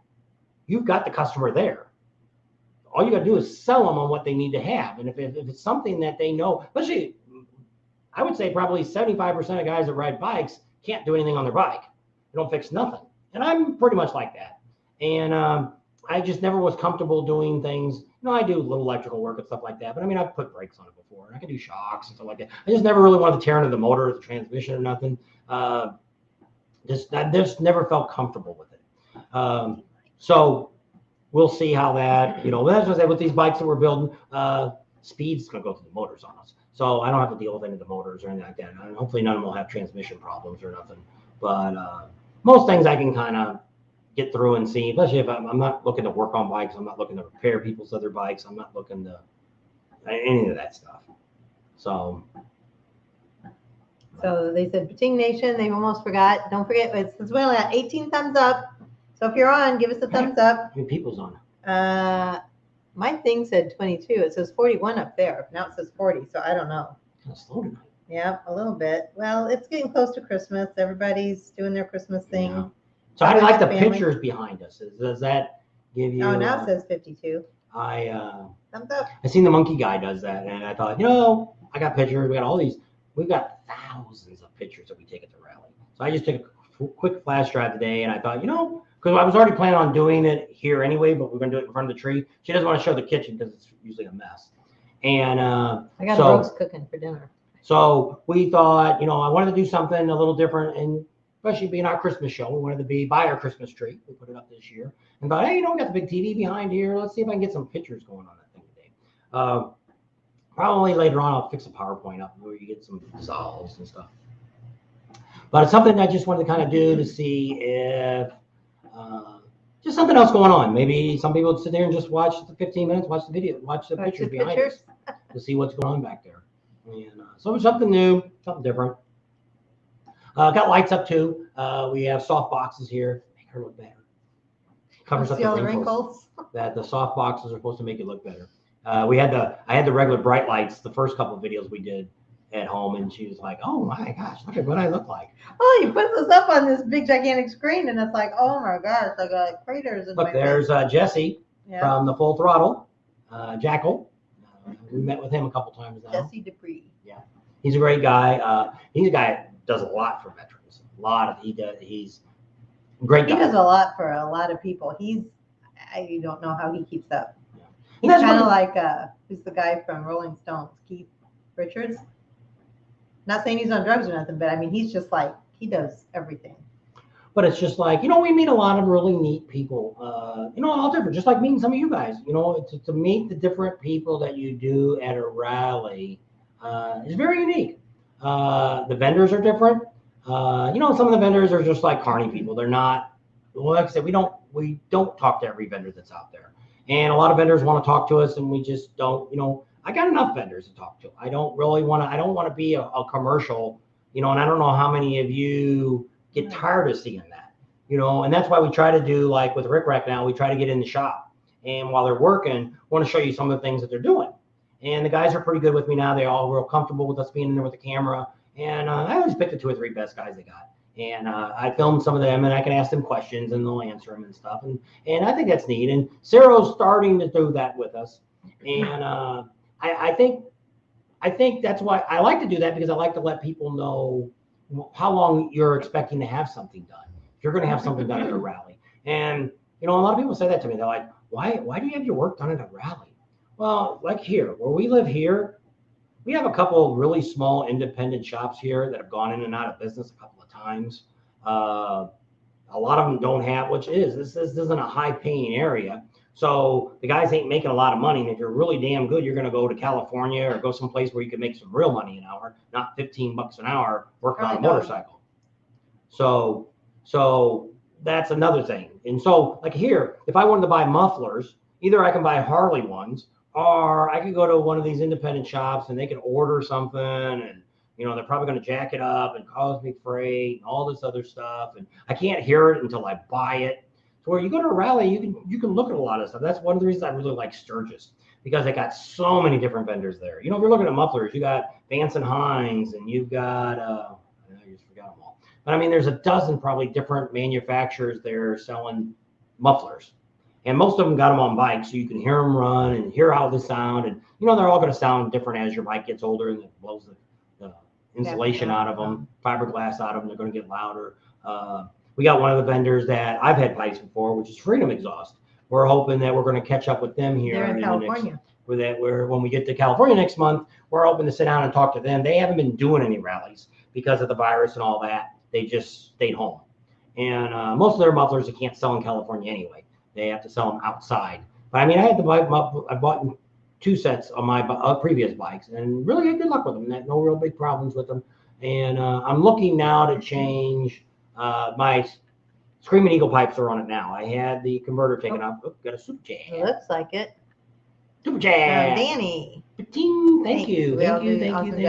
Thank you. We appreciate that. Yes, we It do. all helps out. Things ain't cheap. And a lot of people say, well, you make pretty good at a rally. We haven't sat down yet, but probably what we made this year, we probably have spent every bit of that, and more, to do the rallies that we've done this year. Not only on traveling and gas, which is the 2 biggest costs, is all the equipment and stuff that he buys. So. Yeah. So we have to buy. Right now we're doing pretty good with equipment. There's not a whole lot. There he is. There's Art. Oh, Art's on. Yes. Art, you need to put on your calendar when you're coming out. We need you to meet the promoter, Larry. I don't know if he's still on or not. No, that he is putting on the Bullhead River Run, and I need you to come out here in April and film that for me. So we do have a remote reporter, but he only films on his phone, and he does it from Facebook. It'll be on Facebook. So he'll do some lives for us from Facebook. But I want Art to come out with his camera, and he can meet with Larry and film some of the stuff like we do. Merry Christmas, Art. He can stay at the house. He just wanted to say Merry Christmas, and now he's getting a job offer.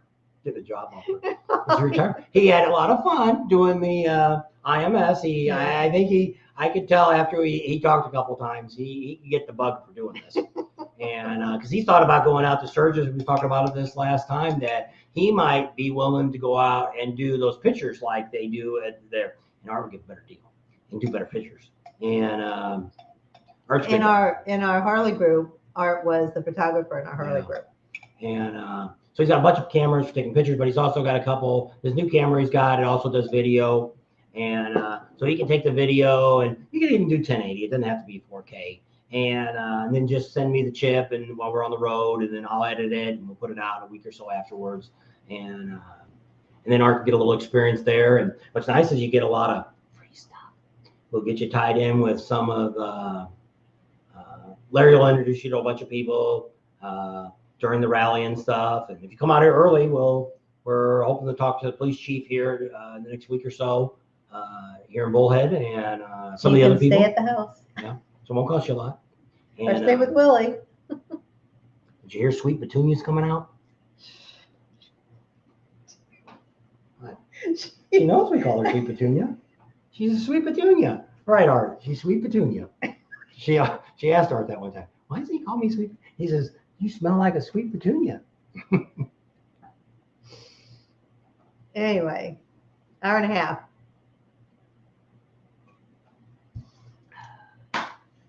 So, had a lot of things to do when we came home. We got a Mustang. Bought her a Mustang a long time ago in 2002 convertible. And it's had about 140,000 miles on it now. And when we moved out here to Arizona, nobody gave me nothing for it. We were going to trade it in on something. I guess we were going to get a car. We got the Fusion or whatever. Yeah. And they were going to give me like $2,500 for it. And I'm no, like, $1,000, I think. I'm like, no, it's cheaper to sit in the garage. And when it's nice weather here, we put the top down and we ride around town in the convertible. And still looks all right. And gotta make sure the little red car or the little red truck.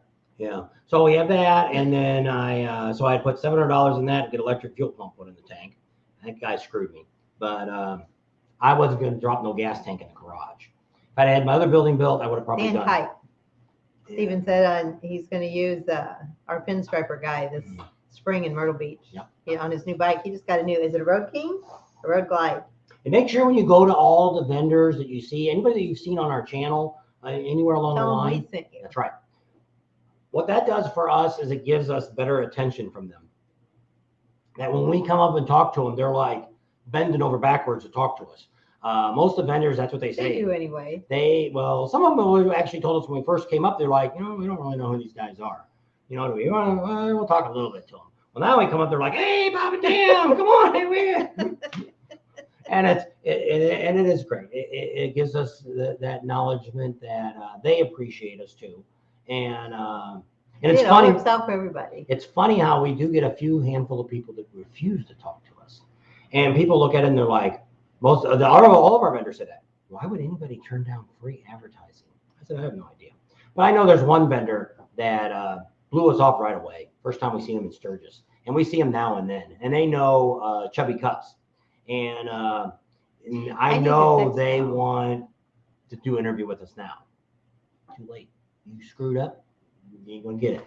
And I look at that. I look at the point that, we are busy. We have a lot of people that we give shout outs for, and not everybody do we promote. Because sometimes I go to a vendor because they're unique. Like that guy that was selling you could turn your Harley into an automatic. I've never had any of those. I think it's Recluse. Yeah. Don't know anything about the parts. What the guy said. But I mean, we're not promoting those because I don't have those and I don't know anything about them. I go to the bathroom. That was awfully abrupt. Here, I gotta go. You gotta go. I guess. So anyway, we wish you all a very Merry Christmas. We hope you're all doing well and you're not too far away. Charlie's got to go see where he went. And where are you guys going to go? Somebody asked what our favorite Christmas movies were. What are some of your favorite Christmas movies? So I don't know. We never really watched a lot when I was little, like It's a Wonderful World and Miracle on 34th Street and all those. I don't think I've ever seen any of those all the way through. I've seen bits and pieces. Scrooge, I think I have seen all the way through. The old one, the old black and white one. So anybody else on? Don't forget to give us a thumbs up right here. There should be a little blue thumb. Click on that because YouTube likes that. And then what are you guys doing for Christmas? Are you guys traveling? Anybody traveling or going out of town? Or are you all staying home and everybody's coming to your house? A Road King. Okay, that's what Steven's got, a Road King. I couldn't remember if it was a Road King or a Road Glide. Art says Scrooge. Why Scrooge, Art? I was asking what theirs was. I always watch Wizard of Oz around Christmas time. I always thought that was a Halloween thing. I don't know. Wizard of Oz. I don't know. I think that's what it was always on. I think we'd get back from trick or treat and it seemed like it was always on. So I always associated Wizard of Oz. I had an old VHS tape I shoved in there. No, I didn't have VHS tape when I was little. They beat up. I didn't have that either. We had an old black and white TV until I was like in junior high. A Christmas Story. She was rough. I don't think I've ever seen that one either all the way through. That's with poke his eye out with a BB gun? Is that a Christmas Story? Red Rider, yeah. I don't know. I never really seen that one all the way through either. Art says bah humbug. He said Scrooge was his. It was always Thanksgiving. I don't know. Is that when Wizard of Oz was on Thanksgiving? I don't know. I always remember it around Halloween. So anyway, you feel better now? I feel relieved. The tea. It's a lot of tea. It's empty now. I need a refill. You know, you say your body's made up of 89% water. His is 89% tea. He does not drink Tea any is water. Gotta put the water in to make the tea. Just a little bit of powder makes the tea. Deadwood for New Year's. I don't know. We were trying to figure out what we were going to do for New Year's. I think we're just gonna go out to eat, and that's it. Well, see, in Nevada, they're still making you wear a mask. And they're an hour difference. So if we go over there, we did this last year, I think. We were going to go over there. They were going to have, this was a couple years ago. They were going to have fireworks. I wanted to see the fireworks. So we got all gutsied up, went over there, ate, and walking around. We're like, when is the fireworks going to start? It's only 11 o'clock. Aye. So we had to wait another whole hour. I don't even think we waited, did we? We left. Came home. So anyway, that stunk. Oliver Twist. Is that a Christmas movie? I don't know that one. All I remember is More Please. The kids did that as a recital thing for dance one year, Oliver Twist. I don't know. I don't know Anyway, about it. that, Annie, I think they did Wizard of Oz too. I don't know. Anyway, so 50 people on. Don't forget to give us a thumbs up. Anybody say they liked? Oh, pictures yeah, in the back? nobody said. What do you guys think about the pictures flashing up in the background? Is that, Something you like? Something you care less about? Are you- Thought we'd give you are something. you watching it, or Thought we'd give you something else to look at. somebody said Yeah. pee tank instead of pissing? And so yeah. So So was it's that Robert Harold? so yeah. Oh, here comes some more. So we're just wrapping up our Sunday, and this will be our last live All right, for the Owen. year. We'll have to figure out a meeting place. We never did. We tried to do the Broken Spoke. It was before Hairball came on, and we got there at 5. Hairball was supposed to start at 7. We said everybody wanted to meet us. Nobody showed up. So It's not well, see, like I we know don't it's try. tough for you because a lot of times some of you aren't watching the internet at all. You know, you're not looking at Facebook, and we try to keep Facebook updated when we're out and about because that's easier for people to see versus watching a video waiting for me to tell you where we're going to be. So, and it's tough for us to always know tomorrow what I'm going to do because we don't know how it's going to play out.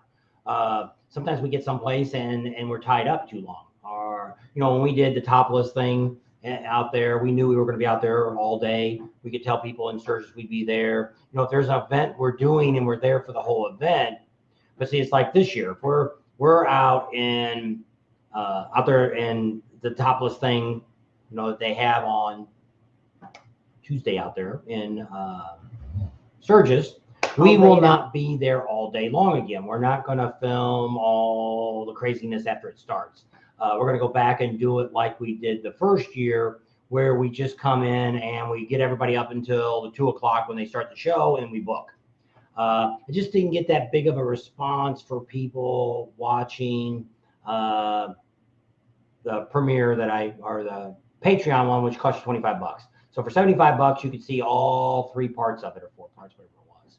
And I didn't really, for the time that I spent and the time for making it all, it wasn't justifiable. I did a lot better on the video that actually just showed you a little bit of it before it started. I think we got like 75,000 people watched that video. And it wasn't nothing there because we only, at 9 o'clock in the morning when we first got there, there was hardly nobody there. And they were like, all it's here's a bunch of old people. Well, yeah, because they know they got to get there early if they want to see something. They hadn't partied all night the night before. Some Yeah. people don't get up So until next year we would do it back like we did before, which we showed some of the girls that were painted up and things like that. And so I don't know. So Chenga tea. I don't know what that is. It says check out Chenga tea. and so some of that stuff like that, I don't know if we're going to keep doing it. You know, we always do the wet things that they have. We'll film that kind of stuff because a lot of that stuff, like at Daytona, they have one. At Dirty Harry's, they do 2 a day all the way through the rally. And then some of the other, I seen one today when I was looking through the pictures. There's one that, I don't know where we were at. I think it was Panama City or Myrtle Beach. There was one that's got, I guess it was Myrtle Beach. We filmed that one down in Myrtle Beach too. What? The one you were on the stage for a wet Oh. shirt thing. And you were on the stage. And Oh, yeah. And so, yeah, I didn't put that video up either.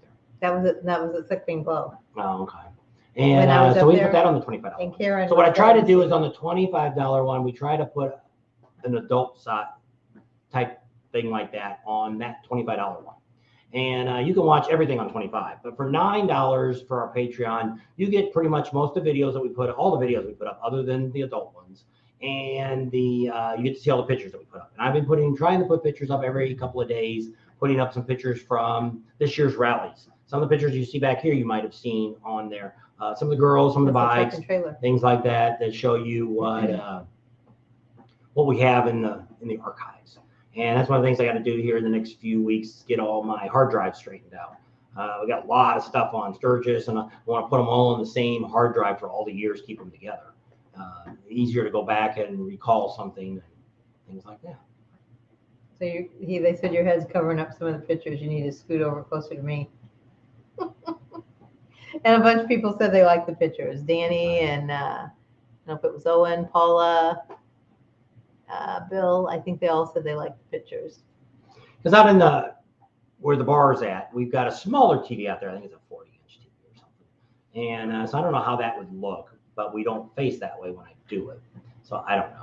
I could probably put, which we could do, we could put pictures on the green screen after when we do videos, which I've done that on some of the videos. You'll see some pictures that flash up are really not where we're at.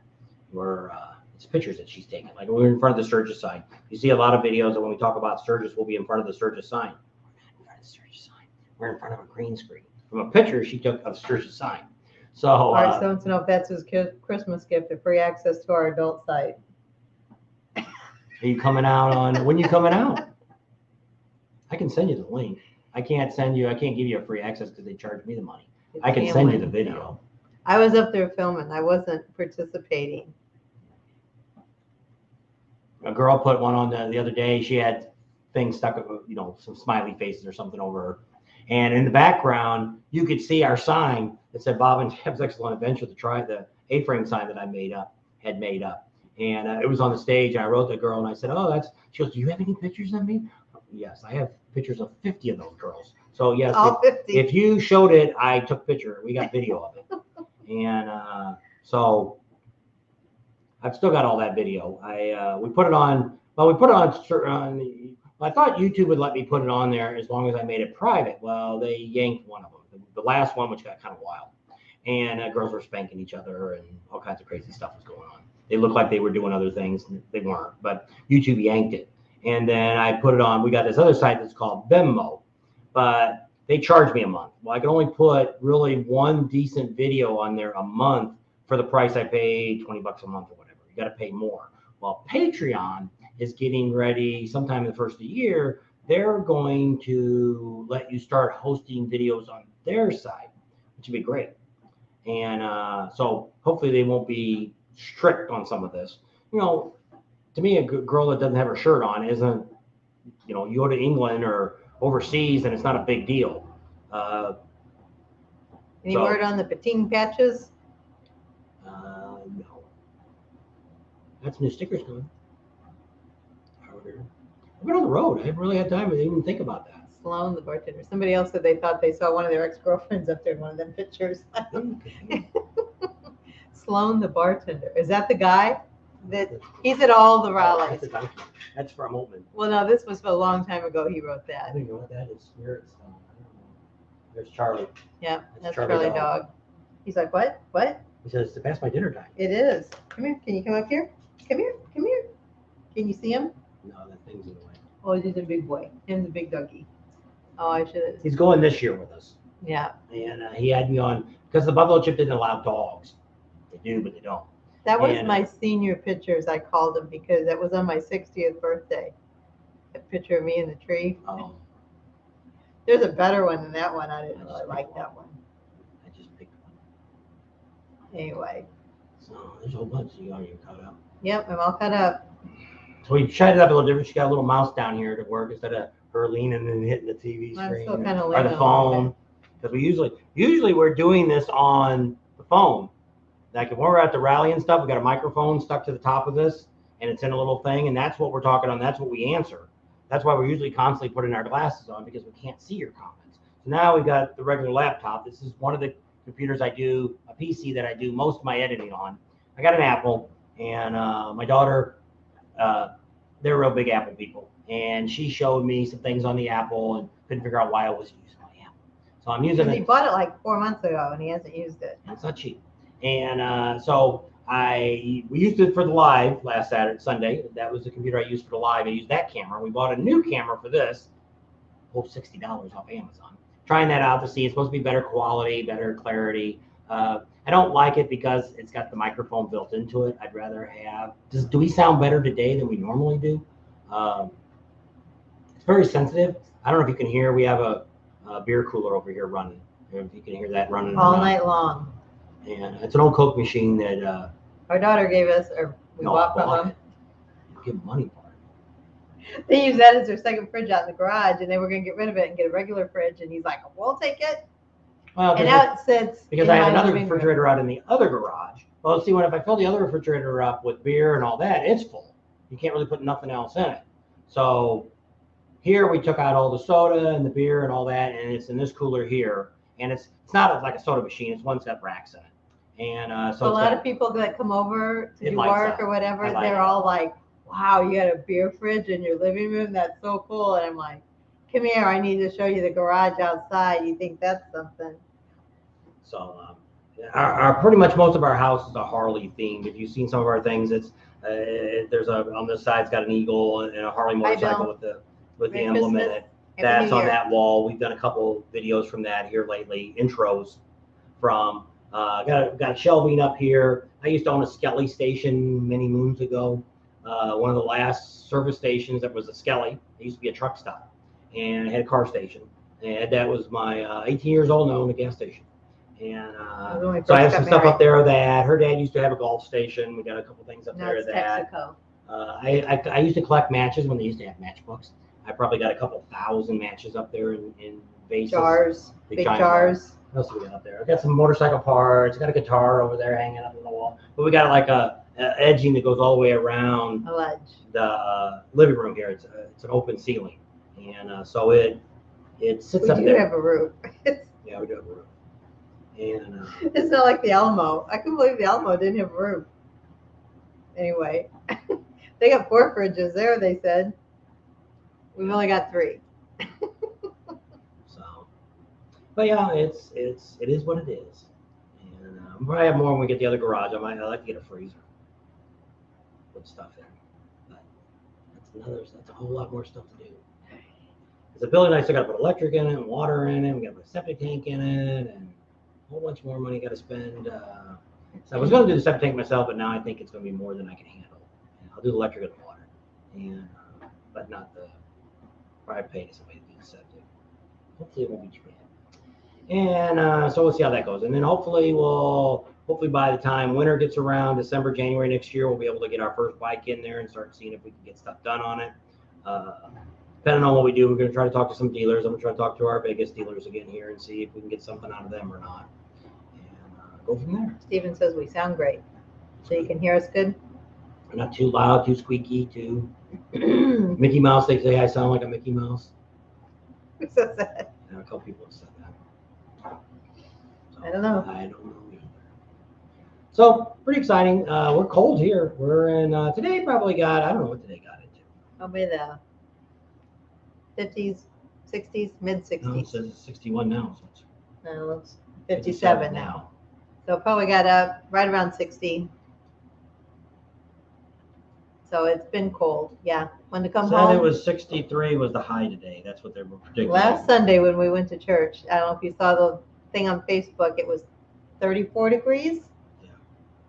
Man, it was cold. This week looks like it's only going to be in the 60s all week.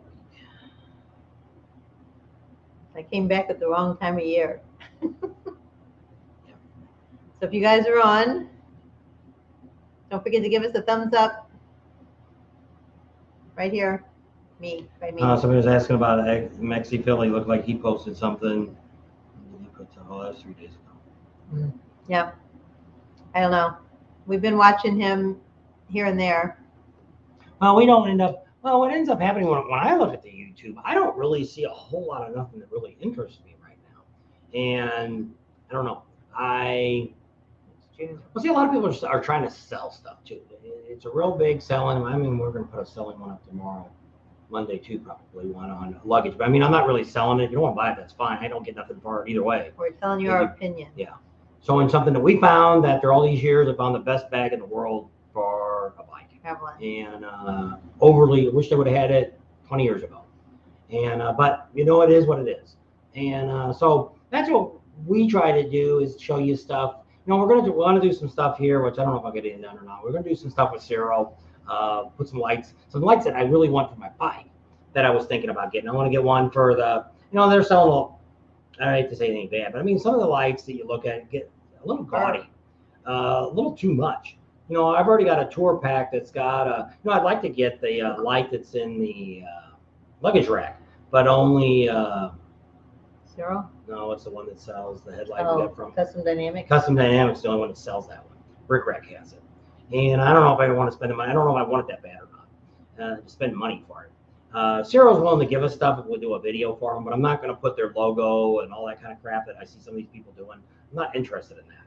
My idea of when we do videos is to show you what we review. Yeah, to show you what we got, what we like about it, what I don't like about it, and then give you 6 months to a year from now, we'll talk about it again. How's it holding up? Is it really what I thought it would be? Like, we're going to put some, I got the Custom Dynamics LED lights for the front in the turn signals. So I'm going to put the ones of Ciro in the back and compare the two different. Which one's brighter, which one's, you know, and just see the difference. You know, they all got lifetime warranties on their stuff. So it's not that big of a deal, but it's just, you know, depending on what you like. And I don't really want a bunch of vendors giving me a bunch of junk, just because, one, I don't have time to be playing with all this stuff. So I want stuff that I don't mind putting on my bike, but I don't like, if somebody, like one of the guys got a new seat or something, somebody mailed to him, I don't need a new seat. I like the seat I got. I don't need another one. We got 2 seats. Yeah. We have one for the summer, one for the winter. Yeah. So, you know, I don't need that. Well, I might need some new heated grips. They might be not working now, but Why? I can't get them to come back on. So when I looked, they said that they have a tendency, they might, one of them shorts out. So I don't know. I didn't try the seat to see if it worked. I thought it was a fuse, and then they said it's not. There's no fuse on it. So Neil's happy. He's here from Alaska, and the Packers won. There you go. How cold is it up there? Tim says Merry Christmas, and then Owen said that there's a vintage motorbike meet in Portland Portland, Indiana next June. That might be doable. I was thinking it was Portland, Oregon. June would be when you're in Laconia. To see what. It's the end of June, the 22nd through the 26th. So I don't know. See, the bad thing about a lot of this stuff is us just zigzagging across the country. Well, we'll be coming back on toward Sturgis. It's with some of the stuff. If it's on the way, it's not a bad deal. But for us to go, that's why we stopped in Tennessee this year. We did that, and also this year we went down and did Bikes, Blues, and Barbecue because we were already in Illinois. States of Laconia. And so that's what we got to look at. That's one of the reasons we kind of shied away now from Ocean City, because what's going to end up happening is we're going to be in Laconia, which is right down the road from Ocean City. We're going to go all the way to Sturgis, and then you would have to get back in Sturgis and go all the way back to the East Coast to go to Ocean City, and then go all the way back to Arizona. Yeah, I ain't gonna do that. That's just too much travel. So we're pretty much. Oh yeah, so that's Laconia is the 11th through the 19th, and this is the 22nd through the 26th. It wouldn't give us a whole lot of time to get there. An email. Putting stuff out here, we'll never go back and look at this stuff. I don't answer these comments because they're on the chat board. We're looking at them now. I don't ever really go back and look at the chats. Because it's a live chat. Yeah. So it's not like regular comments. But even the comments are hard for us to go back and try to find somebody that, like we need to do. We need to go back and start writing down all the people that recommended dealerships. And that's going to be a big battle to go through every single video looking to see who recommended a dealership. We should have started that right away. I didn't do it. Most of them are on that video that I did about them closing up a dealer in Florida. That's where I got 90% of them at. So that won't be too bad What there. do you say, the 22nd to the But I get somebody almost every couple of days. Somebody will say, you know, this dealer's really great, or that is Oh, really there's great. another one somebody told us about that same time as Johnsonville, Pennsylvania, Thunder in the Valley. See, what happens with some of this stuff is nobody's really interested in it. You know, it's great for you having a local thing, and it's a really good thing. And you know, you like somebody wrote us and said they got a veterans ride up in Wisconsin or Michigan or something. They have 1,500 bikes, so that's pretty neat. 1,500 bikes is a lot of bikes in a veteran ride, and it would be great. But does anybody really want to see that? And that's the problem when we do a lot of these rallies is we don't get the response that we do on other rallies. So it doesn't make it feasible. You know, some of these rallies we make $200 and we've been there the whole weekend, and it didn't even pay for the campground that we had to stay in. So not that we're whining and crying about it, but it's just it's not feasible. That's what I said. There's probably nobody that I know that I've ever seen that did 15 to 16 rallies this year or any year. That's a lot of rallies. And, you know, we see some of the YouTubers, we see at some of the rallies, but most of them, we don't see anybody. We see independent people, local guy, like at Lake of the Ozarks. There's the guy that does the videos up there. He doesn't do any, Ride in the Ozarks or something? Yeah. He doesn't, I think he went to Sturgis. But I mean, he doesn't do Daytona or nothing like that. But I mean, a lot of these people have a regular job, so it makes it tough for them to do. And so I don't know. We thought we did so many rallies this year because we made a promise last year in Sturgis. So this year we didn't break 20,000 like I thought I would. And so we didn't make any promises next year to see how many rallies we were going to hit. So I don't know. We'll see how this all goes. Foster Loy wants to know how you become a Patreon member. Okay, you got to go if you're not on this video yet. But if you go to one of our videos, or do you get on Facebook? Some people get on Facebook, some people don't like Facebook. If you go on the Facebook and you go to our group, Bob and Tam's Excellent Adventures, you can go into that feed. Not very far down is the link to get you into Patreon. That's one way to do it. That's probably the easiest if you're on Facebook. If you're on YouTube, most videos, not this one, but most of our videos that you come to, put my glasses on so I can see. Get my phone back on. You go to one of our videos, let's say the video that's up there right now. The video with the girls. So That's a commercial. I know it's a commercial, so we skip it. So it's this video here. Whoops, here we go. This video here, you see down here, there's a little upside, she calls it an upside down hat, but it's a triangle upside down. If you hit that, it opens it up. And the first one is our store where we sell the t-shirts and all that. The next one down there is the Patreon page. Now, if you're not, so you can hit that and that will take you right to the Patreon page and you can pick the one you want. And you can do it a couple. Back to your shirt. Fitting Nation. We sell those shirts. You can get those if you're on YouTube. It's if you shrink the screen down to normal size, unless you're watching on TV. If you're watching on your phone, it's down there right at the bottom. It shows t-shirts. You may not like the ones there. You just click on them and you can see all the different things we've got. You can get a Pating sticker there and all kinds of neat stuff they sell. And it's nothing I have to buy. You buy it from them. They send me a couple of dollars for every shirt you buy. So, but I don't have to inventory anything and or buy anything. There's no expenses for us to do it. So somebody does it. They pack it up, they ship it to you, and they get it pretty quick. It doesn't take very long. And I got a bunch of them when we first started. They weren't too badly priced, and they're pretty good quality. They're I got a couple different styles to try them all out and see how. Although I got a white one and a gray one, the same size of each, and I think one of them's way tighter than the other one. So I don't know if it's mislabeled or what, but once I lose a little weight, then maybe I can. It's like a lot of this stuff, you know. You think you buy a pair of shoes and you get another shoe the same size and it won't fit. So. So yeah. So we want to we also got a deal, two other things that I need to do and I keep forgetting to do. One, we've got a PayPal account that you can give us just donations to that. And we make more money on it. They take like 3% for processing. That's it. Well, YouTube takes about 30% out of this. When you Patreon take? I don't know. No, they probably take pretty close to that too. And so Everybody's got their hand in the cookie jar. yeah, so you don't end up, you know, making as much as what you could. What should we do? We have some people that when we're out at a rally, you just say, hey, here's some money. I just want to give you this. Or, hey, I want to buy you dinner tonight. Here's some cash. Or whatever. We appreciate that too. And so that happens. Some of the bigger rallies have done. The last couple small rallies have been too. I don't think anybody did in Galveston. And at Sturgis, we did quite a bit. And Daytona and stuff, people want to buy us. Mike's Blues and Barbecue, two people bought us dinner. Took us out. Oh, they're not on either. Deb and Well, they may have something going on too. A lot of people have realized Steve, it's slow Steve, time, it's Steve. Christmas time and things like that, and it's tough to get on. but James is on. James bought us dinner in the Mexican restaurant. Oh, okay. He just said he just got on. That was him there. And so yeah, we appreciate all that when people want to, take us out for dinner or whatever. Most time it's not that hard to meet up with us. That's why we seem to do better with just regular meeting us out and about.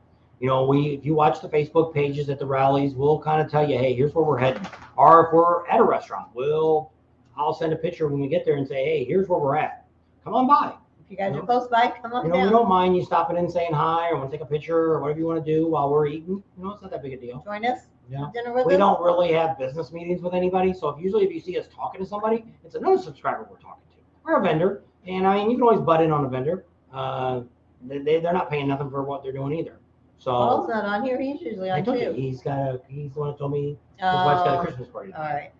He went back to Mrs. tonight. So Hope you watch us later. Hi, Paul. and he's And got Steph. the Fairing Exchange. Yes. And he watches us mainly on Facebook. But yeah, it's which we have. We've met some really good people.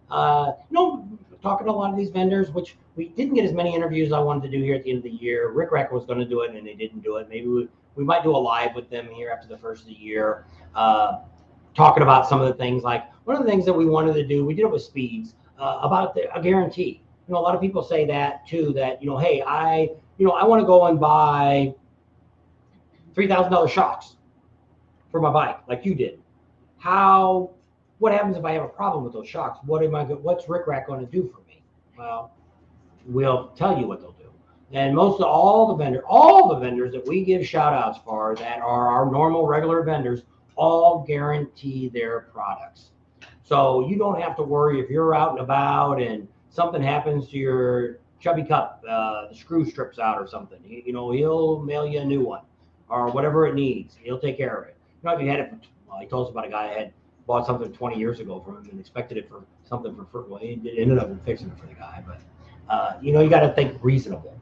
And things happen, like the bike fell over in the trailer and it bent her cup holder. Well, we ended up bending it out. I didn't ask him for a new cup. He said he wanted to see it, but we traded it out, and it's okay.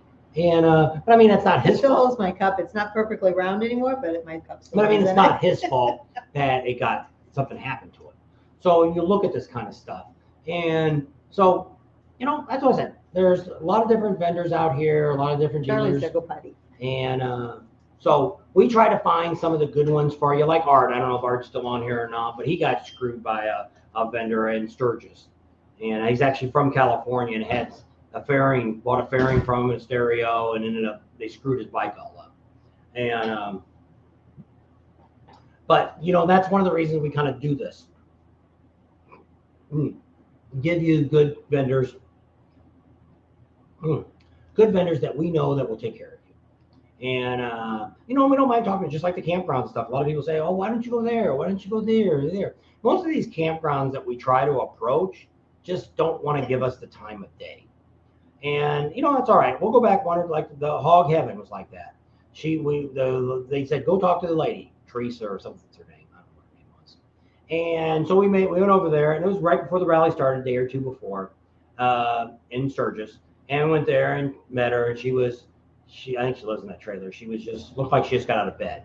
And she said, hey, can you guys come back? Well, they lost the keys to open all the main things Buildings. that they needed. Yes, and they were trying to figure out who Oh, she had was going them. to call us back. That's what she was going And to do. she was waiting for the locksmith to come out. So that's what happened. And she said she'd give us a call. But Never call. Well, I'm not going back. If they want to call us and say, hey, we want you to come, or they email me and say, hey, you know, we'd like you to come back next year. Well, I'd go back out there, but I'm not going to go beat on her door and ask her anymore because I've already asked her once. And if she doesn't want to do it, that's fine. Can they claim us on their taxes? But no, we're not a nonprofit.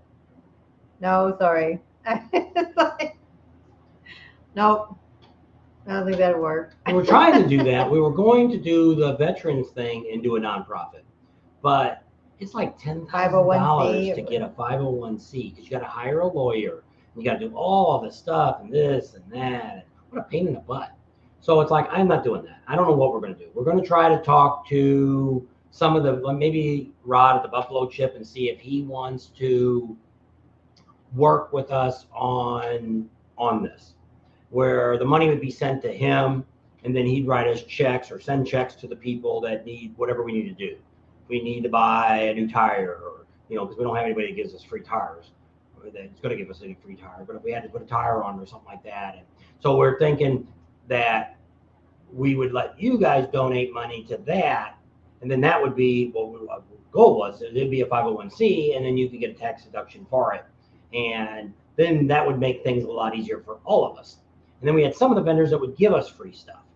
But we might be able to get something. You know, we might get somebody like for the Buffalo Chip, and he'll say he'll put $5,000 down towards your bike, you know, for us to get a bike, or no, I don't know. But I mean, we might get some of the deals. But we don't want that money coming into us because then we have to pay We don't want to tax on get it. taxed on it. Because we found out from our church that we have here in town, they were having people send them money through PayPal to their personal account because the church didn't have a PayPal account. And Because people want to pay online. so what they did is they got like $30,000 over a year or whatever. So they wrote a check to the church for $30,000. Thought, no, it just wipes it out. No, it didn't. They wanted tax money on the $30,000 first. Because we were trying to find out, because that's what I was asking them, because I'm friends with the pastor's wife, how they do that, how they collect money. And because when we were going to have our ride last year, and she's like, don't do this. And then she called me and told me everything that Her happened. whole story. So we don't want to get Not a good thing. We don't want to get taxed on something that we're not making any money on it. And the whole idea was for the veterans thing is we weren't going to make any money on it to start with. Wasn't going to pay me to do it. It was going to be the kindness of our hearts to do this job. And my idea would be is the videos. We would do videos constantly on what we're doing. So like if we were going to do something on the bike, let's say I was going to put different lights on it, we would let you guys decide, you know, hey, we're going to get product A, product B, which one do you guys want us to put on it? And then you would, you know, give you a couple days to tell us, and then we would order that part and get it from that dealer for free to put on the bike, and then their name gets put on the plaque that says we gave it away. So they get free advertising out of it too. So it's kind of a good thing for everybody, but that's what we all get out of it would be you guys. I would get people watching the videos. That's how I would get any kind of money from that. And I would hope, and then also stops us, we're not traveling. I'm not spending gas money. We're not paying for campgrounds. We're staying here home for a couple of months a year and doing that instead.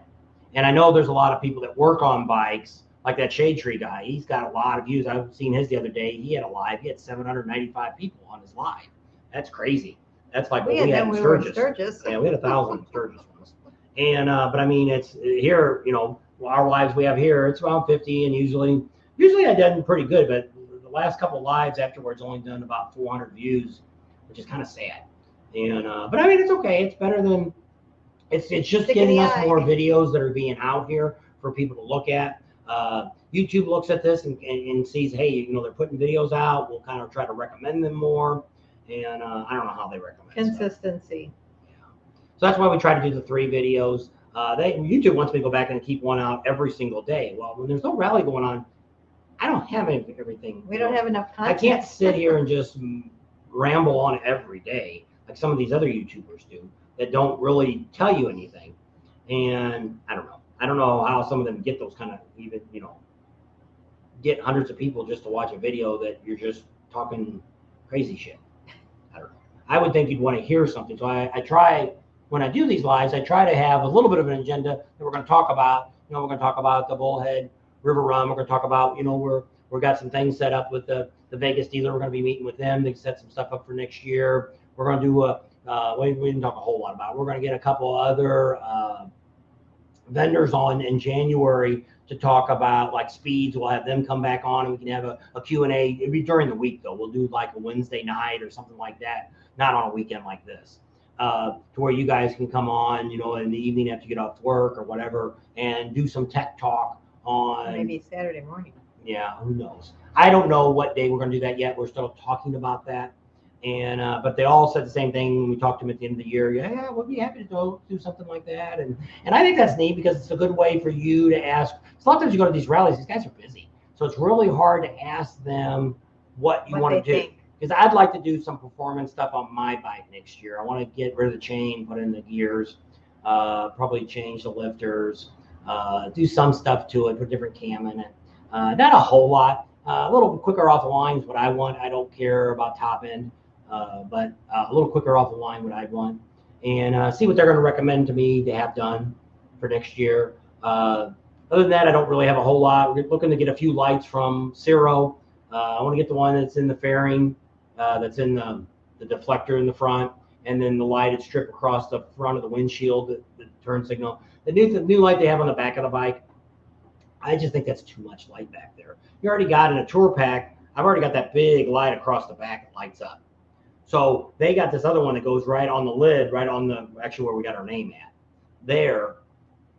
I just think that's too much. I think you want to be seen. I think it's kind of gaudy. But I mean, that's not, you know, there's probably people buying it. And if you want that, that's great. I mean, if you don't have, if you got an older tour pack, like some of my older bikes didn't have that light across the back that my CBO now has. And Art's got it on the back of his bike too. He's got that big light. Where if I didn't have that light there, then yeah, that one across the lid wouldn't be too bad. But like I say, I'd rather have the one that's in the luggage rack that's by Custom Dynamics. I like that one a lot better. It's just a little light that's right there at the very end. But I just don't know if I want to spend the money for it. It's just not, you know, I got to look at when I buy things, I've got to justify the money, just like the shocks. Spend $3,000 plus for Legend shocks, front and back. That was front and back. A lot of people think it was just the back. It's front and back, so I don't talk a lot about the front. But I have to justify what I spend. And like this luggage that we just bought, I can justify that, especially after we've used it now and how nice it is. It's really nice. You know, I had to buy a water pump. Didn't have a choice there. I had to buy brakes. I didn't have a choice there. Speakers. I didn't finish that. Speakers. One of the speakers was thumping down when we were in. It's been for a while. And in the back one. And so we were down at Sinister Sound, and he said, well, I don't have any stage ones, but I've got some just regular factory ones I'll put in for you. And just take a handshake from you. And I'm like, okay, thank you. They were used speakers, and I'm okay with that.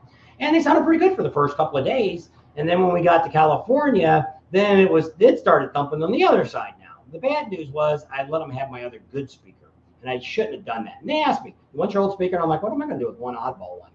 I should have kept it.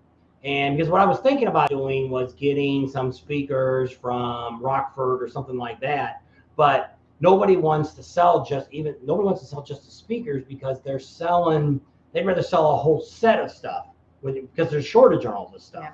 So I couldn't get anybody to work me a deal on just the back. Yeah. So that was my only choice. So I did that, and then after we got home, I finally said, you know, let's see what I can find. I found some on eBay. There were some takeoffs. They were $59.95 for each speaker, and the guy was charging $20 for shipping, and he only charged me $15 or something to send both of them out. So it ended up, I got them, I put them in. Sounds all right so far. I did. If you watch the Patreon one, you'll see the speaker. Sounds all right. Here we haven't. The water pump's bad. I can't go out and ride it. We haven't been riding. So I don't know what it sounds like on the road, if they're going to hold up or not. Hopefully they will. They only got a 30-day. The guy gave 30-day warranty on them, but I mean, I've already probably wasted 2 weeks of it. Or 3 already. So that's a whole nother story. So when I look to buy stuff, I don't want to just put a bunch of junk on my bike just because somebody wants to give me a bunch of stuff. And I don't want to tell you that it's the best thing in the world and I could care less about the product. You know, and that's why I said there's a lot of YouTubers out here now, and they're popping up on all my screens and you guys are probably seeing them too. These guys selling, you know, oh, so-and-so sent me a free seed, or they sent me this, or they sent me that, or, you know, I got, you know, and, oh, this is the best in the world. either you're getting it for free, and that's why you did it, or you're being paid when you sell it, you're getting a profit from it. So I don't know. That's like Cyril. That's what Cyril wants to do. They want to give me the product, and then if you buy off of the link, I get 10%. And I asked a bunch of you about it, and you all said as long as you were honest, you would do it. But the only question I haven't asked them is, what do you do if I don't like what you said to me? So we haven't asked them that question yet. So, and then some people say, well, what would you do about that? Well, my idea would be, if I don't recommend it, don't buy it. I would be, I don't want to slam somebody's product because we don't. It's just like those lights that we were just talking about. I don't like them, but that doesn't mean that there's not 10,000 other people that just have already ordered them and love them. That's you, and that's great. And I kind of thought about it when they first approached me and said they'd like us. They approached me probably before they got all these other guys. But I said, when I'm on the road, I don't have time to put anything in. And I don't want to put anything in when I'm on the road. So I have these other guys. I have Rick Rack did some stuff, and I paid those guys to do it. And I just don't want to be fooling with crap when we're trying to do videos. So a lot of these guys are going home when we're out at rally still. So they've been doing a lot of these videos promoting all this stuff that they're getting, or whoever they're getting them from. And I just think there's a lot of people out here telling you something just because they're making money or they got something for free. So be leery when you're buying stuff based on somebody's reputation. Recommendation. Yeah. It may not be a real honest opinion. And we've found that here. Like I said, we talked about that a few minutes ago. RVing. The guy there was like 4 big YouTubers told me how great solar was. I could run my air conditioner 24 hours a day off of solar. You can't. And they lied. And because a battery company was paying them to say it, because they could sell $1,100 batteries and you needed 6 of them. So that's all they cared about. So, so be cautious when you're looking at stuff, and you hope some of these people are being honest with you and being truthworthy for you. And maybe you're not even buying stuff from them. You're just listening to their spiel. Well, to me, that's just as bad listening to their spiel, because you're feeding their ego that you want to hear that you want to hear that review on that product. But so I don't know. I mean, I know there's people out here. The Ozark guy, he buys a lot of stuff and he tries it out and talks about it. And I think he's pretty honest. And he doesn't have a link or nothing down there. Most people don't have links. It's like Rick Rack. I'll put the link to his thing, but Rick Rack, for what we're going to talk about next week, he didn't pay us nothing, and he's not going to pay us nothing.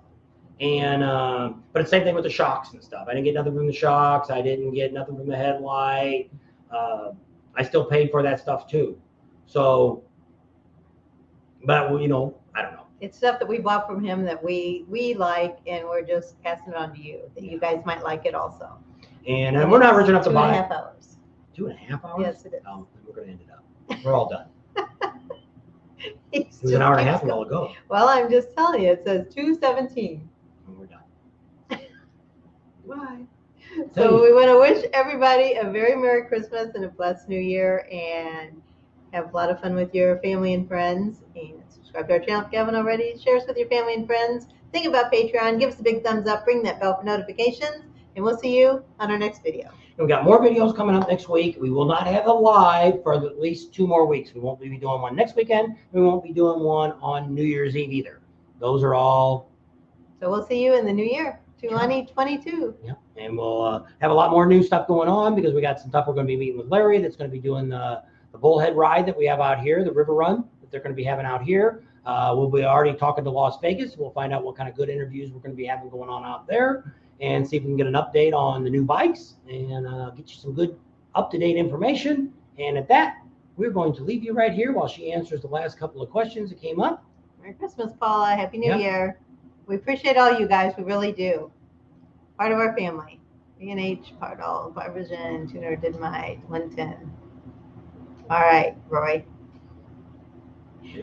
Roy said he trusted me until he saw all my beads last week. That was a long time ago. Many moons ago. I got to stretch over here to get up here to end the broadcast. There's our last picture of her behind us. Look, She's looking up into heaven.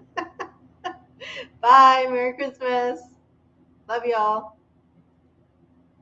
Says, and bye.